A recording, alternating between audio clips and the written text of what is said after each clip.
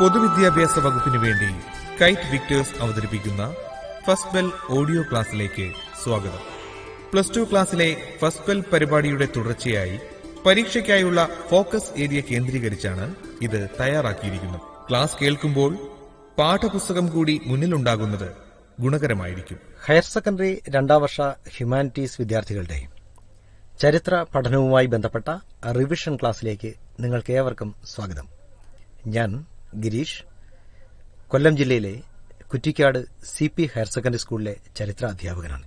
എന്നോടൊപ്പം നിങ്ങളോട് സംസാരിക്കുന്നതിനായി മറ്റൊരു ടീച്ചർ കൂടിയുണ്ട്. ഞാൻ Nisha an Jacob, Mavelikara bishop സ്കൂളിൽ വർക്ക് ചെയ്യുന്നു. 4 പാഠപുസ്തകങ്ങളിലായി നിങ്ങൾക്ക് 15 തീമുകളാണല്ലോ പഠിക്കുവാനുള്ളത്. അവയൊക്കെ തന്നെ നിങ്ങൾ പരിചയപ്പെട്ട് കാണും. എന്നിരുന്നാലും ഈ റിവിഷൻ ക്ലാസ്സിൽ ഞങ്ങൾ നിങ്ങളെ ഇതിൽ നിന്ന് പ്രധാനമായും സെലക്ട് ചെയ്ത 8 തീമുകളെയാണ് നിങ്ങളെ ഇന്ന് കൂടുതൽ പരിചയപ്പെടുത്തുന്നത്. അവ ഏതെല്ലാമെന്ന് നമുക്കൊന്ന് കേട്ടു നോക്കാം. ഈ വർഷത്തെ ഫോക്കസ് ഏരിയയായി തീരുമാനിക്കപ്പെട്ടിരിക്കുന്ന ടോപ്പിക്കുകൾ ബ്രിക്സ്, ബീഡ്സ് ആൻഡ് ബോൺസ്. നിങ്ങൾ ഇഷ്ടികകൾ, മുത്തുമണികൾ, അസ്ഥികൾ എന്ന 1ാമത്തെ തീമിനെ കുറിച്ച് കേട്ടിട്ടില്ലേ? Kings, farmers and towns. രാജാക്കന്മാർ, കർഷകർ, നഗരങ്ങൾ എന്ന 2ാമത്തെ theme.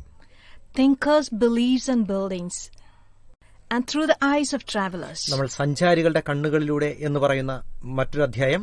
And imperial capital Vijayanagara. Vijayanagara സാമ്രാജ്യവുമായി ബന്ധപ്പെട്ടിട്ടുള്ള പാഠഭാഗം. Rebels and the Raj. 1857 കലാപത്തെക്കുറിച്ച് പറയുന്ന Mahatma Gandhi and the nationalist movement. ദേശീയ പ്രസ്ഥാനവും നമ്മുടെ മഹാത്മാഗാന്ധിയുമായി ബന്ധപ്പെട്ട തീം.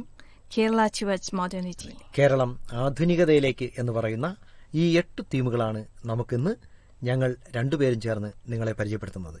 നമുക്ക് തുടങ്ങാം.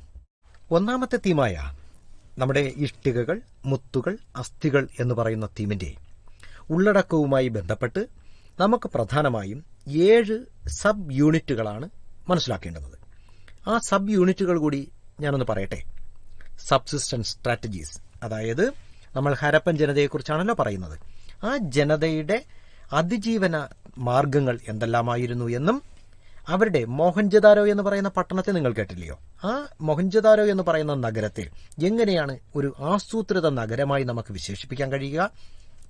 Tracking social differences. നമ്മൾ അവരുടെ സാമൂഹികമായിട്ടുള്ള വ്യത്യാസങ്ങളെ എങ്ങനെയാണ് നമുക്ക് ട്രാക്ക് ചെയ്യാൻ കഴിയുക എന്ന മേഖല. Craft production. അവര് നമ്മളെ ഹരപ്പൻ ജനത എങ്ങനെയായിരുന്നു കരകൌശല വസ്തുക്കൾ ഉൽപ്പാദിപ്പിച്ചത്, അവരുടെ നിർമ്മാണ രീതി എന്നത്. Strategies four procuring materials. അതെ, കറക്റ്റ്. അതിനോട് അവർ എങ്ങനെയാണ് ഈ പറയുന്ന മെറ്റീരിയൽസ്, അവരെവിടെ നിന്നെല്ലാമാണ് ഈ ക്രാഫ്റ്റ് പ്രൊഡക്ഷനും മറ്റുമായി സാധനങ്ങൾ കൊണ്ടുവന്നത്. Seals, scripts and weights. Yes, നിങ്ങൾക്ക് ഏറ്റവും കൂടുതൽ പരിചയമുള്ള മേഖലയാണ് അതല്ലേ? എന്തായിരുന്നു? അവരുടെ ലിപികളെ സംബന്ധിച്ച്, അവരുടെ സീലുകളെ സംബന്ധിച്ച്, ഒപ്പം അളവ്, തൂക്കം. And finally, the end of the civilization. ഈ ഹരപ്പൻ സിവിലൈസേഷൻ അധപതിച്ചല്ലോ. അതിനുള്ള വിവിധങ്ങളായ കാരണങ്ങൾ. ഇങ്ങനെയുള്ള 7 മേഖലകളാണ് നമുക്ക് ബ്രിക്സ്, ബീഡ്സ്, ബോൺസ് എന്ന് പറയുന്ന 1ാമത്തെ തീമിൽ നിന്ന് നമുക്ക് മനസ്സിലാക്കേണ്ടത്. നമുക്ക് ആദ്യത്തെ ഭാഗം ഏതാ പറഞ്ഞത്? Subsistence strategies. ആ മേഖല നിങ്ങൾ പഠിക്കുമ്പോൾ നമ്മൾ ഹാരപ്പൻ സൈറ്റുകളെ കുറിച്ച് അറിയണം. ഏത് പ്രദേശത്തായിരുന്നു ഈ ജനത, അല്ലെങ്കിൽ ഏതെല്ലാം പ്രദേശങ്ങളിലായിരുന്നു ഈ ജനത അധിവസിച്ചത് എന്ന് നിങ്ങൾ മനസ്സിലാക്കണം. അതുപോലെ തന്നെ അവരെക്കുറിച്ച് നമുക്ക് അറിയേണ്ടുന്ന അടുത്തത് ഹാരപ്പൻ സൈറ്റ്സ്. യെസ്, അവര് ഏതു തരം ഭക്ഷണ പദാർത്ഥങ്ങളായിരുന്നു അവർ ഉപയോഗിച്ചിരുന്നത് എന്നതിനെക്കുറിച്ച് അറിയണം. അതുപോലെ തന്നെ the animals and the Harappans. Yes, Harappan ജനതയ്ക്ക് പരിചയമുള്ള നിരവധി മൃഗങ്ങൾ ഉണ്ടായിരുന്നു അല്ലേ? അവർ ഇണക്കി വളർത്തിയിരുന്ന മൃഗങ്ങൾ ഉണ്ടായിരുന്നു, അവർ വേട്ടയാടി പിടിച്ചത് എന്ന് കണക്കാക്കപ്പെടുന്ന മൃഗങ്ങൾ ഉണ്ടായിരുന്നു. ഈ മേഖലയും നമ്മൾ സബ്സിസ്റ്റൻസ് സ്ട്രാറ്റജിയിൽ അറിയേണ്ടതുണ്ട്. The evidence of agriculture technologies. നോക്കൂ, അവരുടെ കാർഷിക ടെക്നോളജികളെ സംബന്ധിച്ച് അവർ ഏത് തരത്തിലുള്ള കാർഷിക ജീവിത രീതികൾ പുലർത്തിയിരുന്നു, അതിനവർ അഡോപ്റ്റ് ചെയ്ത മാർഗങ്ങളെക്കുറിച്ചും നമ്മൾ അറിയണം. നമ്മളിപ്പോൾ ആദ്യം തന്നെ പറഞ്ഞല്ലോ, ഇപ്പം ടീച്ചർ നിങ്ങളോട് പറഞ്ഞില്ലേ ഏത് തരം ഭക്ഷണമായിരുന്നു അവർ കഴിച്ചിരുന്നത്? നമുക്കറിയാമല്ലോ, അവർ പ്ലാന്റ് ആൻഡ് അനിമൽ പ്രോഡക്ട്സ് ഭക്ഷിച്ചിരുന്നു. അതോടൊപ്പം തന്നെ ഫിഷ് അവരുടെ ഒരു പ്രധാനപ്പെട്ട ഐറ്റമായിരുന്നു. ദെൻ അവരുടെ ഈ പറയുന്ന കാർഷിക രീതിയുമായി ബന്ധപ്പെട്ട് ഉൽപ്പാദിപ്പിച്ചിട്ടുള്ള വീറ്റ്, ബാർലി, ലെന്റിൽ, ചിക്പി, അതുപോലെ തന്നെ നമ്മുടെ നിലക്കടല എന്ന് പറയുന്നവ, ഇവയൊക്കെ അവർ ഭക്ഷിച്ചിരുന്നു എന്നതാണ്. നമുക്ക് മിലറ്റ്സ് എവിടെ നിന്ന് കണ്ടെത്തുമെന്നാണ് പറഞ്ഞിരിക്കുന്നത്? From Gujarat. യെസ്, ഗുജറാത്തിൽ നിന്ന് നമുക്ക് മിലറ്റ്സ് കണ്ടെത്തുന്നു. ദെൻ അവർക്കറിയാവുന്ന അവരുടെ പ്രദേശങ്ങളിൽ നിന്ന് നമ്മുടെ ഈ ആർക്കിയോസുവോളജിസ്റ്റുകളെന്ന് നിങ്ങൾ കേട്ടില്ലയോ? ആ ആർക്കിയോസുവോളജിസ്റ്റുകൾ കണ്ടെത്തിയിട്ടുള്ള അനിമൽസിന്റെ ബോൺസുകൾ ഏതൊക്കെയാ കിട്ടിയിരിക്കുന്നത്? Sheep, goat, buffalo and pig. Pig അല്ലെ? ഇവയൊക്കെ തന്നെ അവരുടെ അധിവാസ മേഖലകളിൽ നിന്ന് കണ്ടെടുത്തിയിട്ടുണ്ട്. അതുപോലെ തന്നെ ഫൗൾ എന്ന് പറയുന്ന ചെറിയ തരം പക്ഷികളുടെ ബോൺസും ഈ മേഖലകളിൽ നിന്ന് കണ്ടെത്തിയിട്ടുണ്ട്. നമുക്കവരുടെ അഗ്രികൾച്ചർ ടെക്നോളജിയെ കുറിച്ചൊന്ന് പറഞ്ഞു നോക്കാം. കാർഷിക സാങ്കേതിക വിദ്യകൾ നോക്കൂ, കൃഷിയുമായി ബന്ധപ്പെട്ട് അവർ നിരവധി, അതായത് നമ്മൾ ഈ കരിഞ്ഞ ധാന്യങ്ങളുടെ അവശിഷ്ടം കിട്ടിയിട്ടുണ്ട്, ചതഞ്ഞരഞ്ഞതായ ധാന്യങ്ങളുടെ അവശിഷ്ടങ്ങൾ നമ്മൾ കണ്ടെത്തിയിട്ടുണ്ട്. ദെൻ അവരുടെ സീലുകളും ടെറക്കോട്ട സ്കൾപ്ചറുകളും ഒക്കെ തന്നെ കാണിക്കുന്നത് എന്താ? ദേ ന്യൂ ആൻ അനിമൽ. ഏതായിരുന്നു അത്? ബുൾ അല്ലേ? ദെൻ യെസ്, അത് അവർ പ്ലവിങ്ങിന് വേണ്ടി അവർ ഉപയോഗിച്ചിട്ടുണ്ട്. നിലം ഉഴുന്നതിനായിട്ട് അവർ ഓക്സിന് ഉപയോഗിച്ചിട്ടുണ്ട്. Then terracotta of models of പ്ലവ്. Yes, അതെവിടെ നിന്നാ കണ്ടെത്തിയെന്ന് നോക്കൂ. അതോടൊപ്പം തന്നെ ബനാവലിയിൽ നിന്ന് കിട്ടിയിട്ടുണ്ട്. യെസ്, അപ്പൊ പ്ലൗഡ് ഫീൽഡ് അറ്റ് കലീബഗാൻ, അവിടെ നിന്ന് അവർക്ക് നമ്മൾ ഉഴുതുമറിച്ച നിലങ്ങൾ കണ്ടെത്തിയിട്ടുണ്ട്. Then 2 sets of furrows. Yes, അതെന്താ സജസ്റ്റ് ചെയ്യുന്നത്? അതായത് 2 തരത്തിലുള്ള വിളകൾ ഒരേ സമയം കൃഷി ചെയ്തിരുന്നതായിട്ട് ഇത് നമ്മളെ കാണിക്കുന്നുണ്ട്. വരണ്ട പ്രദേശമായിരുന്നു. നോക്കൂ, ഈ പറയുന്ന ഇൻഡസ് മേഖല അല്ലെങ്കിൽ അവർ അധിവസിച്ചിരുന്ന ഭാഗങ്ങളൊക്കെ തന്നെ വരണ്ടുണങ്ങിയ പ്രദേശമായിരുന്നത് കൊണ്ട് തന്നെ ദേ നീഡ് ഇറിഗേഷൻ. ഓക്കെ, അപ്പം ട്രേസസ് ഓഫ് കനാൽസ് കിട്ടിയിട്ടുണ്ട്. അതെവിടെ നിന്നാണ് കിട്ടിയിരിക്കുന്നത്? ഷോട്ടുഗായ്. നോക്കൂ, അഫ്ഗാനിസ്ഥാനിലെ ഷോട്ടുഗായ് എന്ന് പറയുന്നിടത്ത് നിന്ന് ട്രേസ് ഓഫ് കനാൽസിന്റെ അവശിഷ്ടങ്ങൾ കണ്ടെത്തിയിട്ടുണ്ട്. ദെൻ അവർ ധാരാളം കിണറുകൾ ഇറിഗേഷന് വേണ്ടി ഉപയോഗിച്ചിട്ടുണ്ട്. നമുക്ക് വാട്ടർ റിസർവേഴ്സ് ഉണ്ടായിരുന്നു അല്ലേ? ധോലവീര. യെസ്, ധോലാവീരയിൽ നിന്നായിരുന്നു അത്. ഗുജറാത്തിൽ നിന്ന് അവർ ഈ പറയുന്ന വാട്ടർ റിസർവേഴ്സിന്റെ അവശിഷ്ടങ്ങൾ കണ്ടെത്തിയിട്ടുണ്ട്. Let's look at Mohenjodaro a planned urban centre. അവയിൽ നിന്ന് നമുക്ക് പരിചയപ്പെടേണ്ടുന്ന മേഖലകൾ ഏതെല്ലാം ഒന്ന് നോക്കാം. How they planned the settlements. നോക്കൂ, അവരുടെ അധിവാസ മേഖലകൾ അവരെങ്ങനെയാണ് പ്ലാൻ ചെയ്തത്? Construction of buildings. യെസ്, അവർ ബിൽഡിങ്ങുകൾ കൺസ്ട്രക്ട് ചെയ്തതിന് ഒരു പ്രത്യേക സ്ട്രാറ്റജി അഡോപ്റ്റ് ചെയ്തിരുന്നു. അതെങ്ങനെയാണെന്ന് അറിയണം. Drainage system. അവർക്ക് മാത്രമുണ്ടായിരുന്ന ഒരു വലിയ പ്രത്യേകതയായിരുന്നു എന്താ? അവരുടെ അഴുക്കുചാൽ സമ്പ്രദായം എന്ന് പറയുന്നത്. Domestic architecture. നോക്കൂ, അവരുടെ വീടുകളുടെ നിർമ്മാണ രീതി, അതിനവർ അനുവർത്തിച്ചിരുന്ന ഒരു മാർഗങ്ങൾ, ഗ്രിഡ് പാറ്റേണിൽ വീടുകൾ നിർമ്മിച്ചതിനെ കുറിച്ച് നമ്മൾ അറിയേണ്ടതുണ്ട്. Great bath. അവരുടെ മഹത്തായ സ്നാനഘട്ടം ഇല്ലയോ? ഇതാണ് മൊഹൻജോദാരോയെ ഒരു പ്ലാൻഡ് അർബൻ സെന്ററായി നമുക്ക് പറയാൻ കഴിയുക.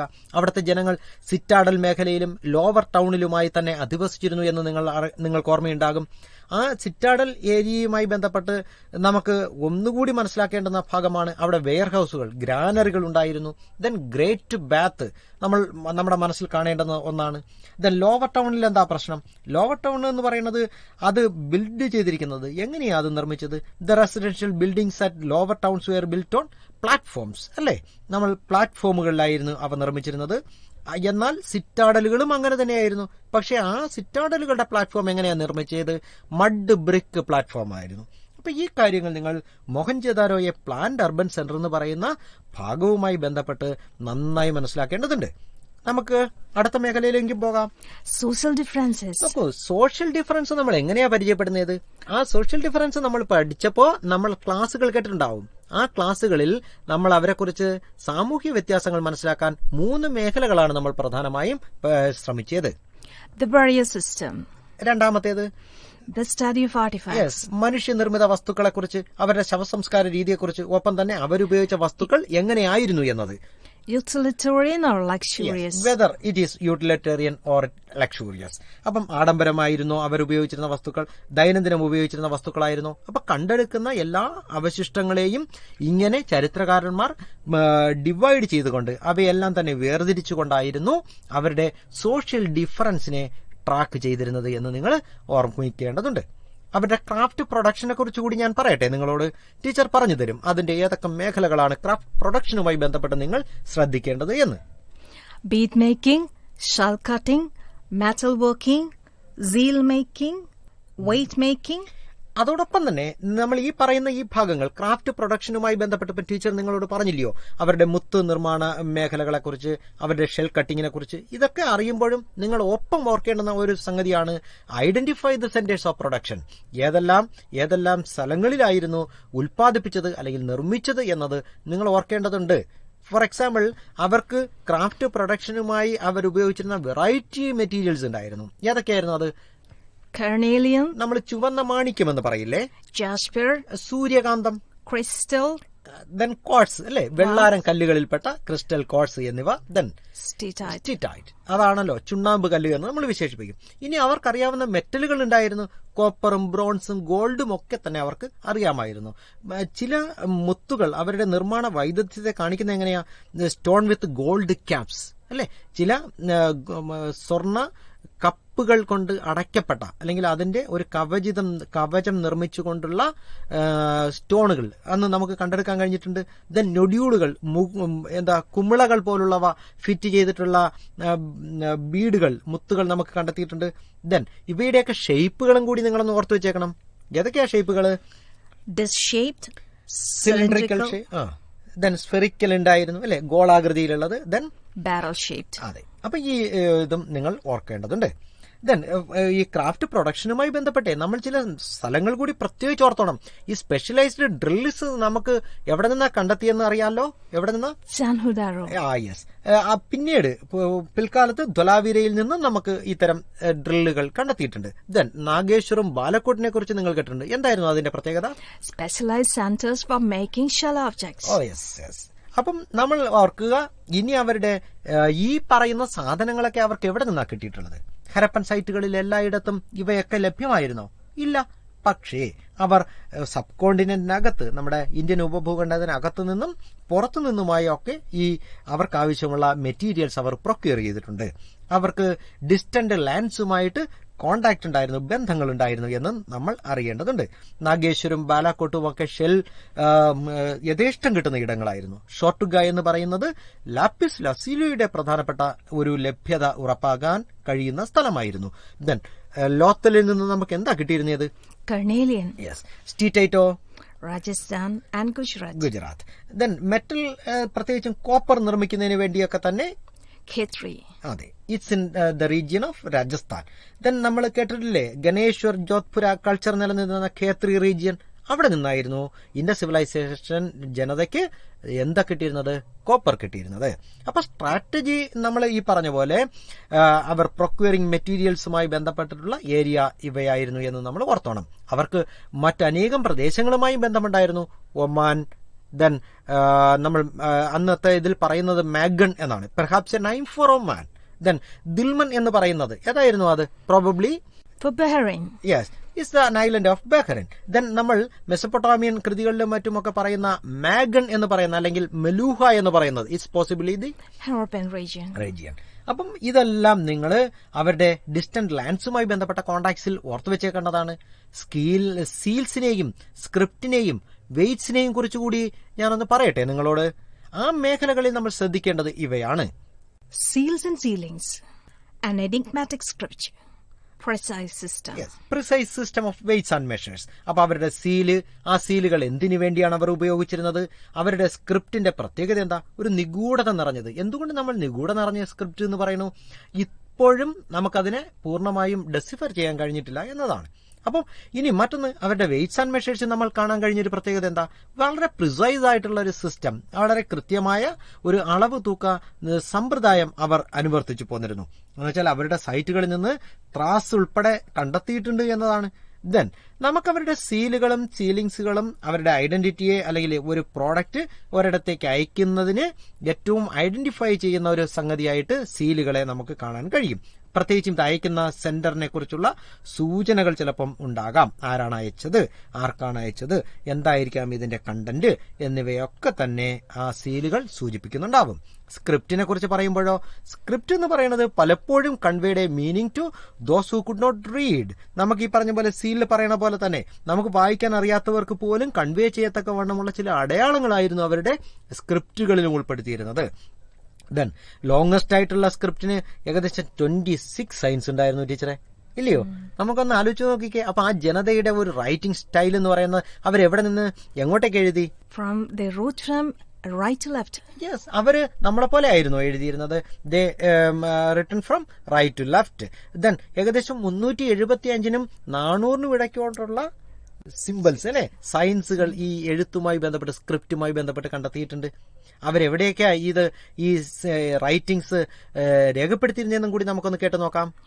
Copper tools on rims of jars, copper and terracotta tablets, jewelry, bone rods. അപ്പം അസ്ഥികളിലും അതുപോലെ തന്നെ ജ്വല്ലറികളിലും അതുപോലെ തന്നെ നമ്മുടെ ഈ മൺപാത്രങ്ങളുടെ അരികുകളിലും ഒക്കെ തന്നെ അവര് ഈ സ്ക്രിപ്റ്റുകൾ രേഖപ്പെടുത്തുവാൻ ശ്രമിച്ചിരുന്നു എന്നതാണ്. വെയ്സിനെ കുറിച്ച് പറയുമ്പോൾ നിങ്ങൾ പ്രധാനമായും ഓർക്കേണ്ടുന്ന ഒരു സംഗതിയുണ്ട്. ഏതായിരുന്നു അത്? യെസ്, തീക്കല്ല് അല്ലെങ്കിൽ ഒരു ദിനം തിളക്കമുള്ള കല്ല്. അതായിരുന്നു അവർ ഈ വെയ്റ്റ്സ് നിർമ്മിക്കുന്നതിനായിട്ട് ഉപയോഗിച്ചിരുന്ന ഒരു മെറ്റീരിയൽ എന്ന് പറയുന്നത്. Then lower denomination of weights എങ്ങനെയായിരുന്നു എപ്പോഴും? യെസ്, അത് ബൈനറി സിസ്റ്റത്തിലായിരുന്നു. എന്നാൽ ഡെസിമൽ സിസ്റ്റമോ അത് ഡിനോമിനേഷൻ. ദെൻ സ്മാളർ വെയ്റ്റ്സ് അവർ ഉപയോഗിച്ചിരുന്നു. എന്തിനു വേണ്ടി? അവർ ചെറിയ അളവ് തൂക്കക്കട്ടികൾ ഉപയോഗിച്ചു. Jewellery and beads. യെസ്, അപ്പൊ ഇവയുടെ വെയിറ്റിംഗിന് വേണ്ടിയിട്ടായിരുന്നു അവർ അത് ഉപയോഗിച്ചിരുന്നത്.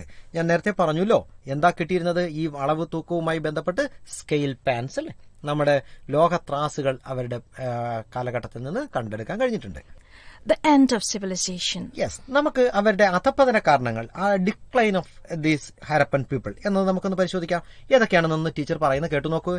Climatic changes, excessive floods, deforestation, drying of river, overuse of landscape. Yes, അതോടൊപ്പം തന്നെ ഇൻവേഷൻസ് വരാം അല്ലെ, മറ്റനേകം സാധ്യതകൾ. ഇപ്പൊ എപ്പിഡമിക് ആണല്ലോ, അപ്പൊ എപ്പിഡമിക്സ് ചിലപ്പം വന്നു പോകാം. അങ്ങനെയൊക്കെയായിരുന്നു ഈ സംസ്കാരത്തിന്റെ അധപ്പതനം എന്നുകൂടി നിങ്ങളൊന്ന് ഓർത്തു വെച്ചേക്കണം.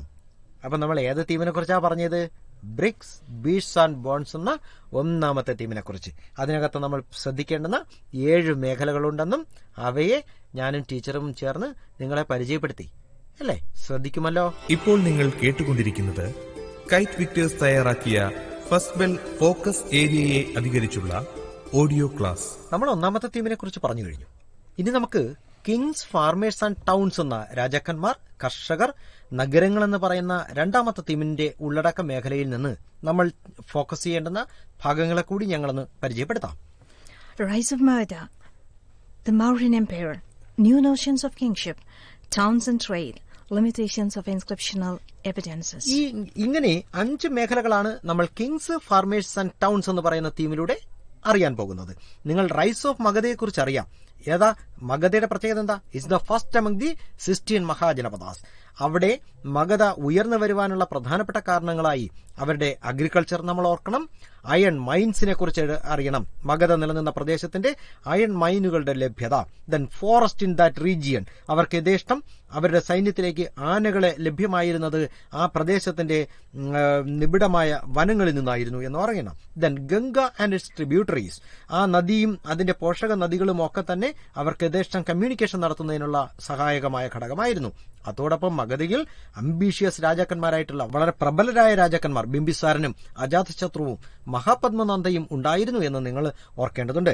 അവരുടെ തലസ്ഥാന നഗരം ഏതായിരുന്നു? മഗധയുടേത് രാജഗഹയായിരുന്നു പഴയ തലസ്ഥാനം. അത് പിന്നീട് പാടലീപുത്രത്തിലേക്ക് അവർ ഷിഫ്റ്റ് ചെയ്തു എന്നും കൂടി നിങ്ങൾ ഓർക്കണം. വരച്ചുകാട്ടിയ മഗധയുടെ പൂർണ്ണമായ വളർച്ച എത്തി നിൽക്കുന്നത് Mauryan സാമ്രാജ്യത്തിലാണ്. And its extent was done by the Chandragupta Maurya and Ashoka. Remember, the founder is the Chandragupta Maurya and Ashoka who conquered Kalinga. Next, what the sources of Mauryan history? The archaeological sources, work by Magasanis, Arthashastra of Kaudilya or Chanakya, Buddhist, Jain and Puranic literature and Sanskrit literature, and the most important source is the inscriptions of Ashoka. Next is the concept of Dharma of Ashoka. What is the speciality of Dharma? The first ruler who inscribed messages in rocks and pillars. He controlled empire by propagating Dharma. It's a very simple principles and universally applicable, and it ensures well-being. And special officers called Dharma Mahamatras were appointed to spread Dharma. Respect others, generosity to Brahmanas and Sannyasins, kind treatment to slaves and servants, respect to other religions and traditions, that is tolerance. മുതിർന്നവരോട് ബഹുമാനം, ബ്രാഹ്മണരോടും ലൗകിക ജീവിത ഉപേക്ഷയോടുമുള്ള ഉദാരമനസ്കത, അടിമകളോടും ദാസന്മാരോടും ദയ കാണിക്കുക, സഹിഷ്ണുത പാലിക്കുക. And Mauryan administration. carefully chosen 5 political centers like Patliputra, Taxila, Ujjain, Tosali and Suvarnagiri. The content of the inscriptions is covered from various places where the content is same. Megasthenes says that there were 6 subcommittees for military, navy, transport and provisions, horses, chariots and elephants. And what is the importance of Mauryan Empire? It's a major landmark in Indian history. Mauryan art is a spectacular art, and Ashoka is considered an inspiring figure as his messages were unique. He is powerful, industrious, and humble. The Mauryan Empire lasted for 150 years, which is a very vast span. ഒരു നാഴികക്കല്ല് എന്ന് തന്നെ India ചരിത്രത്തിലെ വിശേഷിപ്പിക്കാം. ആദ്യകാല സാമ്രാജ്യം, ഏറ്റവും പകിട്ടേറിയ കല. അശോക രാജാവ് ശക്തനും പ്രയത്നശീലനും വിനയമുള്ളവനുമായിരുന്നു. പ്രചോദനത്തിന്റെ പ്രതിരൂപമാണ്. Next topic is new notions of kingship. We have 2 concepts, chiefdoms and the kingdoms. Chiefdoms ruled by chiefs and kingdoms ruled by kings. Examples of chiefdoms: Cholas, Cheras, Pantyas. And the sources, the Tamil Sangam text, and Shatavahanas and Shakas. And these kings use certain means to claim status, identifying themselves with the deities or gods. The foremost example is the Kushanas. They are considered godlike. And the colossal statues in the shrine at Mat near Mathura in Uttar Pradesh, statue in Afghanistan, and the adoption of titles like Devaputra, son of God, are very clear examples. And large states or kingdoms. Example is Gupta Empire. It depended on Samantas. The powerful Samantas later became kings. And sources were literature, coins, inscriptions, and prashastis. The most important prashasti, as you know, is Prayaga Prashasti, Allahabad Pillar inscription by Harisena, the court poet of Samudragupta. രാജാധികാരത്തെക്കുറിച്ചുള്ള പുതിയ ധാരണകൾ. നാട്ടുമുഖ്യൻ, രാജാവ്, നാട്ടുമുഖ്യന്മാർ, ചോളർ, ചേരർ, പാണ്ഡ്യർ, ശതവാഹനർ, ശാകർ, രാജാക്കന്മാർ, ഗുപ്ത രാജാവ്, കുഷാൻ രാജാവ്. നോക്കൂ, നമുക്ക് രണ്ടാമത്തെ തീമിൽ നിന്ന് ടൗൺസ് ആൻഡ് ട്രേഡ് എന്ന് പറയുന്ന മറ്റൊരു മേഖല കൂടി പരിചയപ്പെടാനുണ്ട്. ആ ടൗൺസ് ആൻഡ് ട്രേഡ് എന്ന് പറയുന്ന നഗരങ്ങളും വ്യാപാരവും എന്ന് പറയുന്ന ആ മേഖലയിൽ ന്യൂ സിറ്റീസ്, ആ കാലഘട്ടത്തിൽ ഉയർന്നു വന്ന നഗരങ്ങളെക്കുറിച്ച് നമ്മൾ അറിയണം. ആ നഗരത്തിൽ അധിവസിച്ചിരുന്ന ജനവിഭാഗങ്ങളെക്കുറിച്ച്, അവിടുത്തെ വരേണ്യവർഗ്ഗക്കാർ, അവരുടെ ക്രാഫ്റ്റ് പേഴ്സൺസ്, അതായത് നമ്മുടെ കരകൗശല തൊഴിലാളികളെ സംബന്ധിച്ച് അറിയേണ്ടിയിരിക്കുന്നു. Then trade in the subcontinent and beyond, ഈ ഭൂപ്രദേശം ഭൂഖണ്ഡത്തിന് പുറത്തും അകത്തുമായി നടത്തിയിട്ടുള്ള വ്യാപാര ബന്ധങ്ങളെക്കുറിച്ചും, ആൻഡ് ഫൈനലി കോയിൻസ് ആൻഡ് കിങ്സിനെ കുറിച്ചും നമുക്ക് ടൗൺസ് ആൻഡ് ട്രേഡ് എന്ന യൂണിറ്റിലൂടെ അറിയേണ്ടതുണ്ട്. നോക്കൂ, നമുക്ക് ഈ പറയുന്ന ടൗൺസ്, ട്രേഡുകളുമായി ബന്ധപ്പെട്ടിട്ടുള്ള പ്രധാനപ്പെട്ട മേഖലകളിൽ പാടലിപുത്ര, ഉജ്ജയിനി, പുഹാർ, മധുര എന്നീ നഗരങ്ങൾ എവിടെയൊക്കെയായിരുന്നു സ്ഥിതി ചെയ്തിരുന്നത് എന്നതുകൂടി നിങ്ങൾ ഓർത്തുവെച്ചേക്കണം. എന്തൊക്കെയായിരുന്നു ഈ നഗരങ്ങളുടെ പ്രത്യേകതകൾ എന്നും അറിയണം. ഈ നഗരങ്ങളിൽ there was an organization of craft producers. അവരെ നമ്മൾ ഗിൽഡുകൾ അഥവാ ശ്രേണികൾ എന്ന് വിശേഷിപ്പിച്ചതായും നിങ്ങൾ ഓർക്കേണ്ടതുണ്ട്. ദെൻ അവർക്ക് മധ്യ ഏഷ്യയുമായും നോർത്ത് ആഫ്രിക്കയുമായും വെസ്റ്റ് ഏഷ്യയുമായും വ്യാപാര ബന്ധങ്ങളുണ്ടായിരുന്നു. അന്ന് മസത്തുവൻ, അത് തമിഴിൽ അങ്ങനെയാ പറയുക.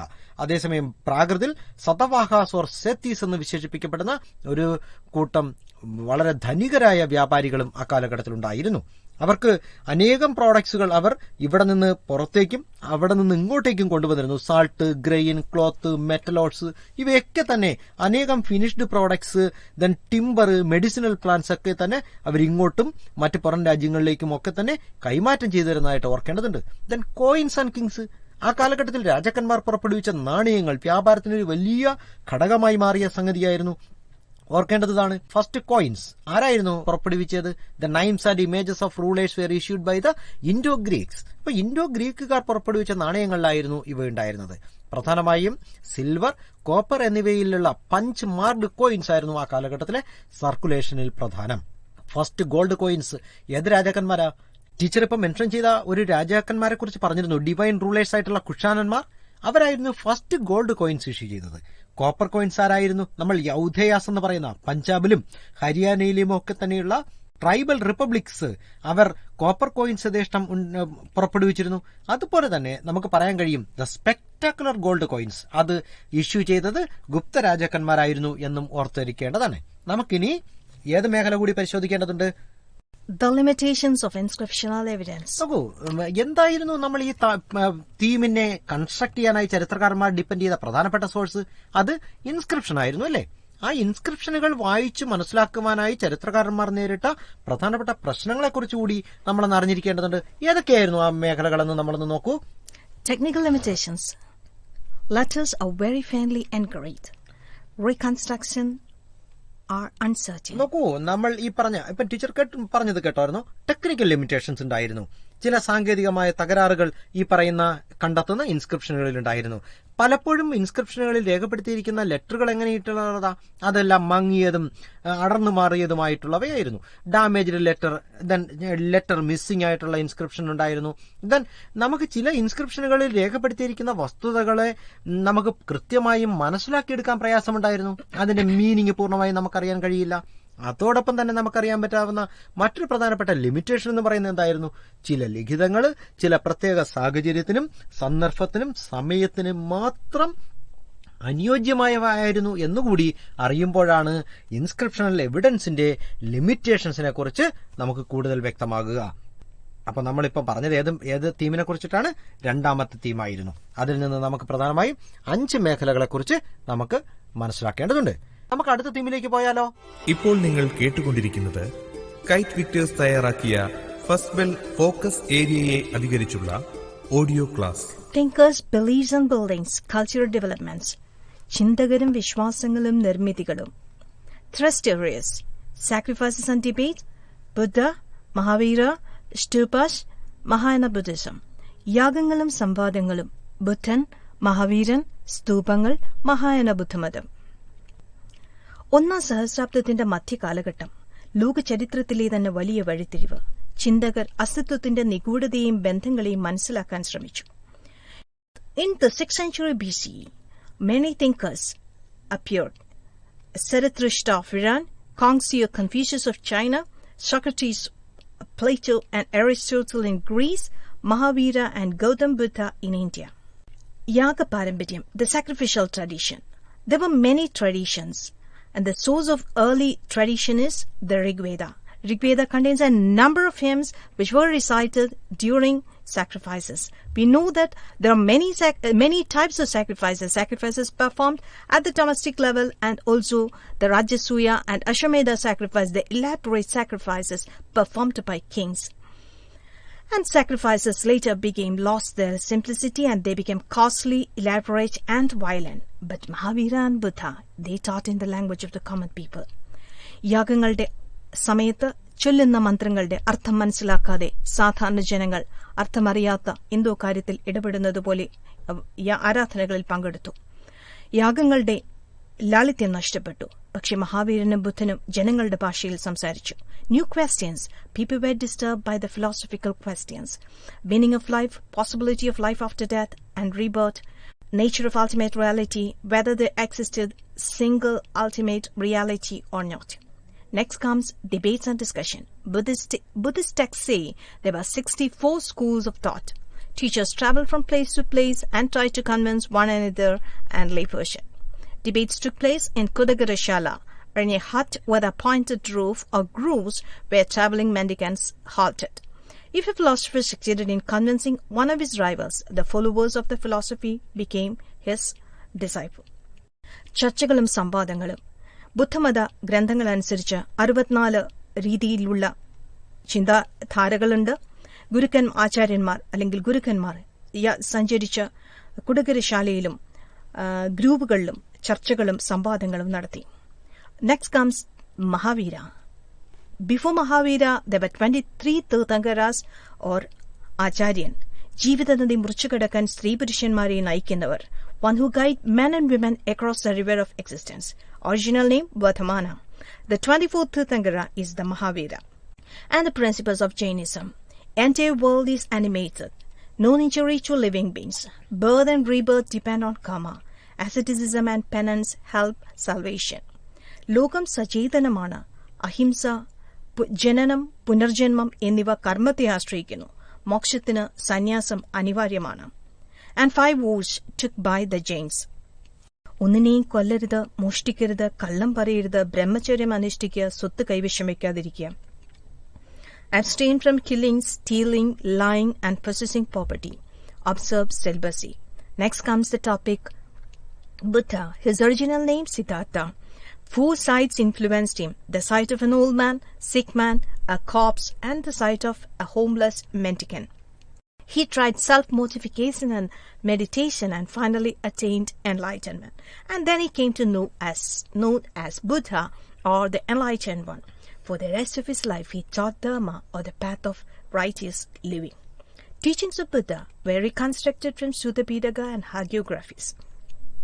സിദ്ധാർത്ഥ എന്ന അദ്ദേഹത്തിന്റെ യഥാർത്ഥ പേര്. 4 കാഴ്ചകൾ: വൃദ്ധൻ, രോഗി, മൃതശരീരം, അലഞ്ഞു നടക്കുന്ന പരിവ്രാജകൻ. ആത്മപീഡനത്തിലൂടെയും ധ്യാനത്തിലൂടെയും ഒക്കെയും അദ്ദേഹം ജ്ഞാനോദയം നേടി. അവസാനം എൻലൈറ്റൻമെന്റ് അല്ലെങ്കിൽ ബുദ്ധ അല്ലെങ്കിൽ അറിവുള്ളവൻ എന്ന നാമം സ്വീകരിച്ചു. പിന്നീടുള്ള ജീവിതം ശരിയായ ജീവിത രീതികൾ പഠിപ്പിക്കുന്ന ധർമ്മ പഠിപ്പിച്ച് അദ്ദേഹം ശിഷ്ടജീവിതം ചെലവഴിച്ചു. സൂതപീഠക അല്ലെങ്കിൽ പുണ്യാത്മക ചരിത്രം, ഇവയിലൂടെ നമുക്ക് അദ്ദേഹത്തിന്റെ പഠിപ്പിക്കലുകളെ പറ്റി മനസ്സിലാക്കാം. His teachings: the world is transient, constantly changing, soulless, so nothing is permanent. Sorrow is intrinsic to human life. Follow the path of moderation to escape from sorrow. Social world is human-made, and individual effort will transform social relations. Individual effort and right action is a means to attain nibbana or salvation. Nibbana and suffering. ലോകം ക്ഷണികവും അസ്ഥിരവും ആത്മാവില്ലാത്തതുമാണ്. ദുഃഖം അസ്തിത്വത്തിൽ അന്തർലീനമാണ്. മിതത്വത്തിന്റെ പാത പിന്തുടരണം. സാമൂഹ്യ ജീവിതം മനുഷ്യനിർമ്മിതമാണ്. വ്യക്തിപരമായ ശ്രമങ്ങൾ സാമൂഹ്യ ജീവിതങ്ങളിൽ വലിയ മാറ്റങ്ങൾ വരുത്തുന്നു. പുനർജന്മമോചനം, ആത്മസാക്ഷാത്കാരം നേടാൻ, സഹനത്തിന് അന്ത്യം കുറിക്കാൻ നിബാന. His last words: be lambs unto yourself, for as all of you must work out your own liberation.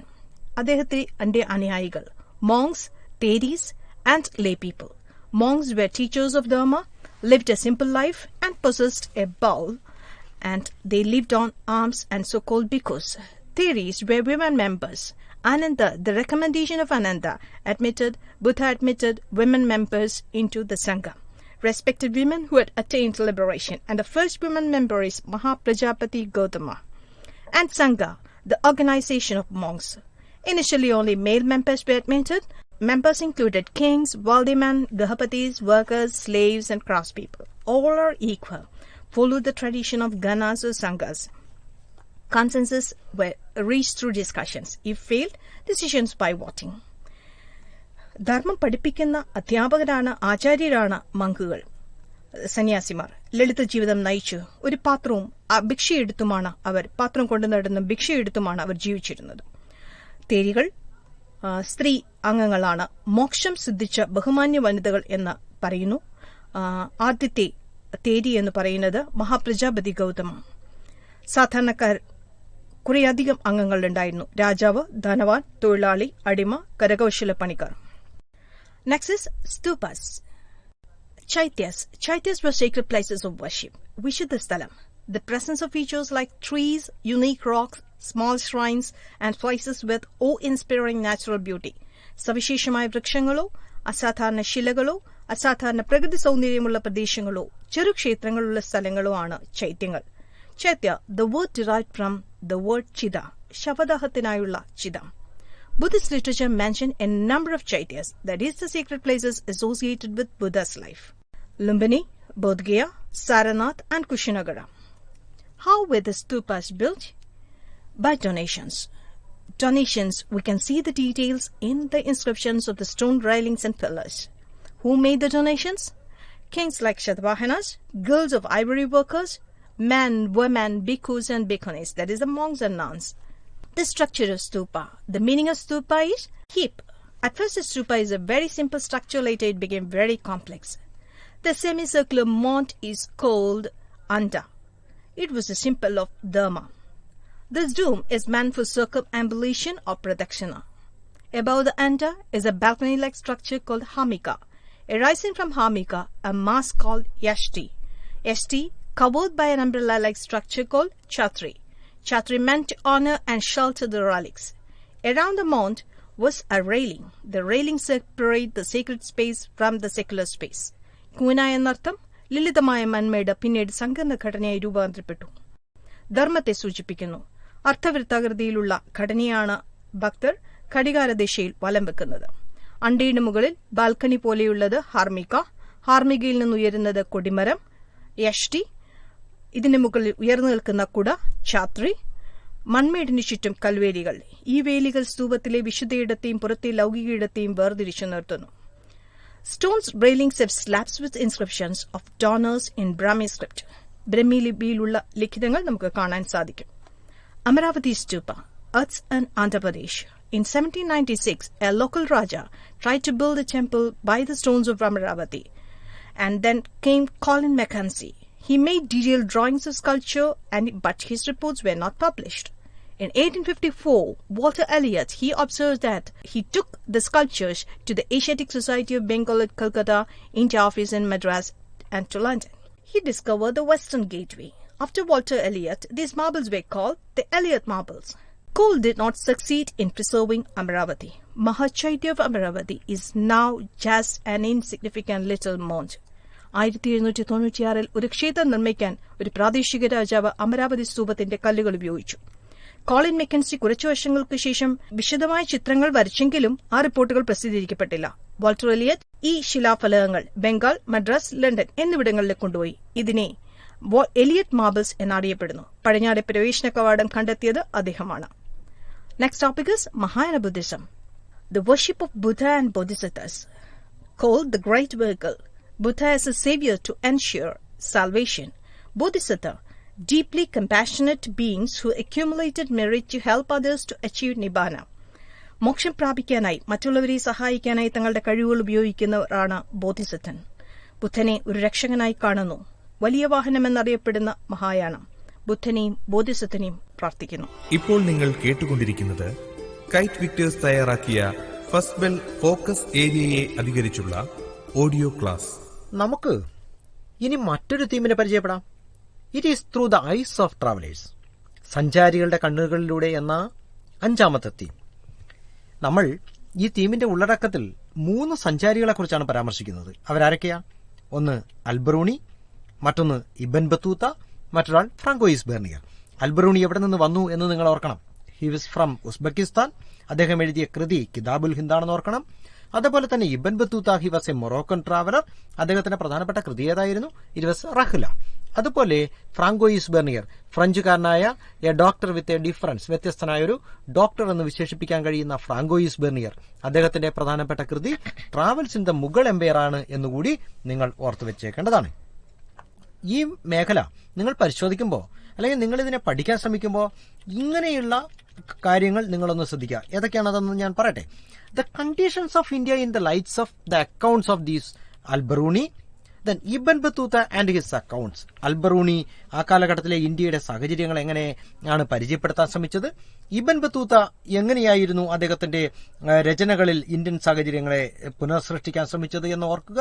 Vernier, അദ്ദേഹം he compared east and west, ഇന്ത്യയെ വെസ്റ്റേൺ രാജ്യങ്ങളുമായി പ്രത്യേകിച്ചും പടിഞ്ഞാറൻ രാജ്യത്തിൽപ്പെട്ട അല്ലെങ്കിൽ യൂറോപ്യൻ രാജ്യങ്ങളിലെ ഫ്രാൻസുമായി താരതമ്യം ചെയ്യാൻ ശ്രമിച്ചതുമായി ബന്ധപ്പെട്ട കാര്യങ്ങൾ അറിയണം. And also the social conditions of medieval India. നമ്മൾ ഈ തീമിൽ സാമൂഹികമായിട്ടുള്ള അവസ്ഥകളെ, ഇന്ത്യയിലെ മധ്യകാല ഇന്ത്യയിലെ സാമൂഹ്യ അവസ്ഥകളെക്കുറിച്ചാണ് ഈ തീമിലൂടെ പ്രധാനമായും ചർച്ച ചെയ്യുന്നത് എന്ന് നിങ്ങൾ ഓർക്കുക. അൽബറൂണിയെ സംബന്ധിച്ച് അദ്ദേഹത്തിന്റെ പ്രധാനപ്പെട്ട കൃതിയായ കിതാബുൽ ഹിന്ദ് എത്ര ചാപ്റ്ററുകളായിട്ടാണ്? ഏകദേശം 80 ചാപ്റ്ററുകളായിട്ടാണ് അത് ഡിവൈഡ് ചെയ്തിട്ടുള്ളത്. അദ്ദേഹം എങ്ങനെയാണ് ഇന്ത്യൻ സാഹചര്യങ്ങളെ മനസ്സിലാക്കുവാൻ ശ്രമിച്ചത് എന്നുകൂടി, overcoming the barriers to understanding on India, ഇന്ത്യയെക്കുറിച്ച് പരിചയപ്പെടാൻ, അദ്ദേഹത്തിന് മനസ്സിലാക്കുവാൻ എങ്ങനെ പരിശ്രമിച്ചു എന്നറിയുക. അതിന് അദ്ദേഹം നേരിട്ട വെല്ലുവിളികളെ കുറിച്ച് അറിയേണ്ടതുണ്ട്. Then his description of the caste system, അദ്ദേഹം ഇന്ത്യയിലെ ജാതി സമ്പ്രദായത്തെ എങ്ങനെ പരാമർശിക്കാൻ ശ്രമിച്ചു, എങ്ങനെ വിവരിക്കാൻ ശ്രമിച്ചു. ഈ കാര്യങ്ങളാണ് നിങ്ങൾ അൽബറൂണിയുമായി ബന്ധപ്പെട്ട് പ്രധാനമായും നിങ്ങളുടെ മനസ്സിൽ കാണേണ്ടുന്നത്. ഇനി നമുക്ക് ഇബൻ ബത്തൂത്തയെക്കുറിച്ച് കൂടി മനസ്സിലാക്കേണ്ടതുണ്ട്. ഇബൻ ബത്തൂത്തയെക്കുറിച്ച് അറിയുമ്പോൾ അദ്ദേഹം ഒരു ആദ്യകാല ഒരു ആഗോള സഞ്ചാരി എന്ന് നമുക്ക് വിശേഷിപ്പിക്കാൻ കഴിയും. അദ്ദേഹം എൻജോയ്മെന്റ് ഓഫ് ക്യൂരിയോസിറ്റീസ്, അദ്ദേഹം കണ്ടെത്തിയ ഏതൊന്നിനെയും അദ്ദേഹത്തിന് വളരെ കൗതുകമായി തോന്നിയവയെ അദ്ദേഹത്തിന്റെ വായനക്കാർക്ക് പരിചയപ്പെടുത്തുവാൻ വേണ്ടി അൽബറൂണി നടത്തിയ ചില പരിശ്രമങ്ങളുണ്ടായിരുന്നു. അതുപോലെ തന്നെ എക്സൈറ്റ്മെന്റ് ഓഫ് അൺഫെമിലിയർ, അദ്ദേഹം കോക്കനട്ടിനെയും അതായത് നാളികേരത്തെയും വെറ്റിലയെയും വിവരിക്കാൻ ശ്രമിച്ച രീതി നിങ്ങൾ നന്നായി മനസ്സിലാക്കേണ്ടതുണ്ട്. And his description on Indian cities, ഏതൊക്കെ നഗരങ്ങളെക്കുറിച്ചാണ്, ഡൽഹിയെയും ദൌലത്താബാദിനെയും ഒക്കെ ഇബ്ൻ ബത്തൂത്ത എങ്ങനെ പരിചയപ്പെടുത്തി എന്ന് നിങ്ങൾ അറിയുക. And an unique system of communication which existed at the time of Ibn Battuta. അദ്ദേഹത്തിന്റെ റഹ്ല എന്ന് പറയുന്ന ഗ്രന്ഥത്തിൽ ഇന്ത്യയിൽ ആ കാലഘട്ടത്തിൽ നിലനിന്നിരുന്ന ചില പോസ്റ്റൽ സമ്പ്രദായത്തെയും കമ്മ്യൂണിക്കേഷൻ സമ്പ്രദായത്തെയും ഒക്കെ കുറിച്ച് വിവരിക്കുന്നുണ്ട്. അതുപോലെ തന്നെ ഇന്ത്യയിലെ അടിമത്ത സമ്പ്രദായത്തെക്കുറിച്ചും അദ്ദേഹം പറയുന്നുണ്ട്. ഇവയെല്ലാം നിങ്ങൾ ഓർത്തു വെക്കേണ്ടുന്ന പ്രധാനപ്പെട്ട മേഖലകളാണ്. അന്നത്തെ ആ പോസ്റ്റൽ സമ്പ്രദായത്തെക്കുറിച്ച് നിങ്ങൾ ആ ക്ലാസ് കേട്ടിട്ടുള്ളവർക്കറിയാം. 2 പ്രധാനപ്പെട്ട പോസ്റ്റൽ സമ്പ്രദായം ഉണ്ടായിരുന്നു. ഒന്ന് ഉലൂക്ക് എന്നും മറ്റൊന്ന് ദാബ എന്ന് പറയുന്ന 2 പോസ്റ്റൽ സമ്പ്രദായം. അതോടൊപ്പം തന്നെ there was an elaborated system of spice, അല്ലെ, ഒരു ചാര സമ്പ്രദായം, ഒരു ചാര പ്രവർത്തനം കൂടി ആ കാലഘട്ടത്തിൽ ഉണ്ടായിരുന്നു. അത് പറയുന്നത് എന്താ, ഏകദേശം ഡൽഹിയിൽ നിന്ന് സിന്ധു എന്ന് പറയുന്ന പ്രദേശത്തേക്ക് സഞ്ചരിച്ചെത്തുവാൻ മിനിമം 50 ഡേയ്സ് വേണ്ടി വന്നപ്പോൾ ഈ പറയുന്ന സ്പൈസസ് കൊടുക്കുന്ന ന്യൂസ് സുൽത്താന്റെ കയ്യിൽ എത്തുന്നതിന് മിനിമം 5 ഡേയ്സ് മതിയായിരുന്നു എന്നുകൂടി വിവരിക്കുന്നുണ്ട്. അത്ര elaborate system of communication existed during those time. Then നമുക്ക് ഫ്രാങ്കോയിസ് ബെർണിയറെ കുറിച്ചുകൂടി അറിയുമ്പോൾ നിങ്ങൾക്ക് ആ തീമുമായി ബന്ധപ്പെട്ട പ്രധാനപ്പെട്ട ഉള്ളടക്കം നിങ്ങളുടെ മനസ്സിൽ ഹൃദയസ്ഥമാകും. അതിൽ Bernier his comparison of east and west travels in the Mughal empire എന്ന അദ്ദേഹത്തിന്റെ കൃതിയിൽ അദ്ദേഹം എന്താ ചെയ്യാൻ ശ്രമിച്ചത്, അല്ലെങ്കിൽ അദ്ദേഹത്തിന്റെ കൃതി ആരെയൊക്കെ സ്വാധീനിച്ചു, പാശ്ചാത്യ ചിന്തകരെ സ്വാധീനിച്ചു. പ്രത്യേകിച്ചും ആരെയൊക്കെയാ ഓർമ്മയുണ്ടാകും നിങ്ങൾക്ക്. അതിൽ ഒന്ന് ഏഷ്യാറ്റിക് മോഡ് ഓഫ് പ്രൊഡക്ഷൻ എഴുതിയ കാൾ മാക്സിനെയും അതുപോലെ തന്നെ ഓറിയന്റൽ ഡെസ്പോട്ടിസം അഥവാ പൗരസ്ത്യ സ്വേച്ഛാധിപത്യം എഴുതിയ മൊണ്ടസ്ക്യൂവിനെയും നിങ്ങൾ ഓർത്തുവെച്ചേക്കുക. ഈ മേഖലകളിലൂടെയാണ് ബെർണിയർ കടന്നുപോയത്. അതോടൊപ്പം തന്നെ അദ്ദേഹം മുഗൾ ഇന്ത്യയെ കമ്പയർ ചെയ്തത് എങ്ങനെയായിരുന്നു, അവിടെ ലാക്ക് ഓഫ് പ്രൈവറ്റ് പ്രോപ്പർട്ടി, അതായത് പ്രൈവറ്റ് പ്രോപ്പർട്ടി ഏറ്റവും കൂടുതൽ അനുകൂലിച്ച വ്യക്തിയായിരുന്നു ഫ്രാങ്കോയിസ് ബെർണിയർ. പക്ഷേ മുഗൾ സാമ്രാജ്യത്തിൽ എങ്ങും തന്നെ അദ്ദേഹത്തിന് അത്തരം സംഗതികൾ കാണാൻ കഴിഞ്ഞിരുന്നില്ല. അദ്ദേഹം പ്രൈവറ്റ് പ്രോപ്പർട്ടിയുടെ വെർച്യൂസിന്റെ ഒരു വക്താവ് കൂടിയായിരുന്നു. അതുകൊണ്ട് തന്നെ അദ്ദേഹം പറഞ്ഞെന്താ, ഈ ക്രൗൺ ഓണർഷിപ്പ് ഓഫ് ലാൻഡ് അത് ജനങ്ങളെയും സ്റ്റേറ്റിനെയും ഒക്കെ തന്നെ ദോഷകരമായി ബാധിക്കുമെന്ന് ബെർണിയർ വാദിക്കാൻ ശ്രമിച്ചു. അദ്ദേഹം മുഗൾ കാലഘട്ടത്തിലെ ഇന്ത്യയെ വിശേഷിപ്പിച്ചത് എങ്ങനെയൊക്കെയായിരുന്നു എന്നുകൂടി നിങ്ങൾ ഓർത്തു വെച്ചേക്കേണ്ടതാണ്. എന്തൊക്കെയായിരുന്നു? That means burghers and barbarians ആയിരുന്നു ഇന്ത്യക്കാർ. അപ്പം ആ കാലഘട്ടത്തിലെ മുഗൾ കാലഘട്ടത്തിലെ സിറ്റീസ് അല്ലെങ്കിൽ towns were ruined and contaminated. നമുക്ക് ഈ അന്തരീക്ഷത്തിന്റെ മലിനീകരണവുമായി ബന്ധപ്പെട്ട് നിങ്ങൾ ഈ അടുത്തിടയ്ക്കൊക്കെ വാർത്തകളിൽ കേൾക്കുന്നില്ലയോ, ഡൽഹിയിലും മറ്റുമൊക്കെ തന്നെ അന്തരീക്ഷ മലിനീകരണം വളരെ ഉയർന്ന തോതിലാണ് എന്നുള്ള നിലയിൽ. അപ്പൊ അത്തരത്തിൽ മലീമസമായിട്ടുള്ള ഒരു അന്തരീക്ഷമായിരുന്നു എന്നും then over spread with bushes, കുറ്റിച്ചെടികൾ നിറഞ്ഞതാണെന്നും and full of pestilential marishes, ഈ രോഗവാഹികളായിട്ടുള്ള ചതുപ്പ് നിലങ്ങൾ നിറഞ്ഞ പ്രദേശങ്ങളായിരുന്നു മുഗൾ കാലഘട്ടത്തിലെ ഇന്ത്യ എന്ന് ബെർണിയർ വിശേഷിപ്പിക്കാൻ ശ്രമിച്ചതായും നിങ്ങൾ ഓർത്തുവെച്ചേക്കേണ്ടതാണ്. And now moving on to the next theme, the imperial capital, Vijayanagara.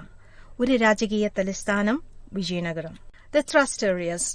നമ്മൾ വിജയനഗര സാമ്രാജ്യവുമായി ബന്ധപ്പെട്ട് ഏറ്റവും പ്രധാനമായി ശ്രദ്ധിക്കേണ്ട മേഖലകൾ എന്ന് പറയുന്നത് വിജയനഗരം, അതിന്റെ തലസ്ഥാനവും അതിന്റെ ചുറ്റുപാടുകളും, രാജകീയ കേന്ദ്രം എന്ന വിജയനഗരത്തെ, അതിന്റെ വിശുദ്ധ കേന്ദ്രം sacred centre, royal centre and the environs of Vijayanagara.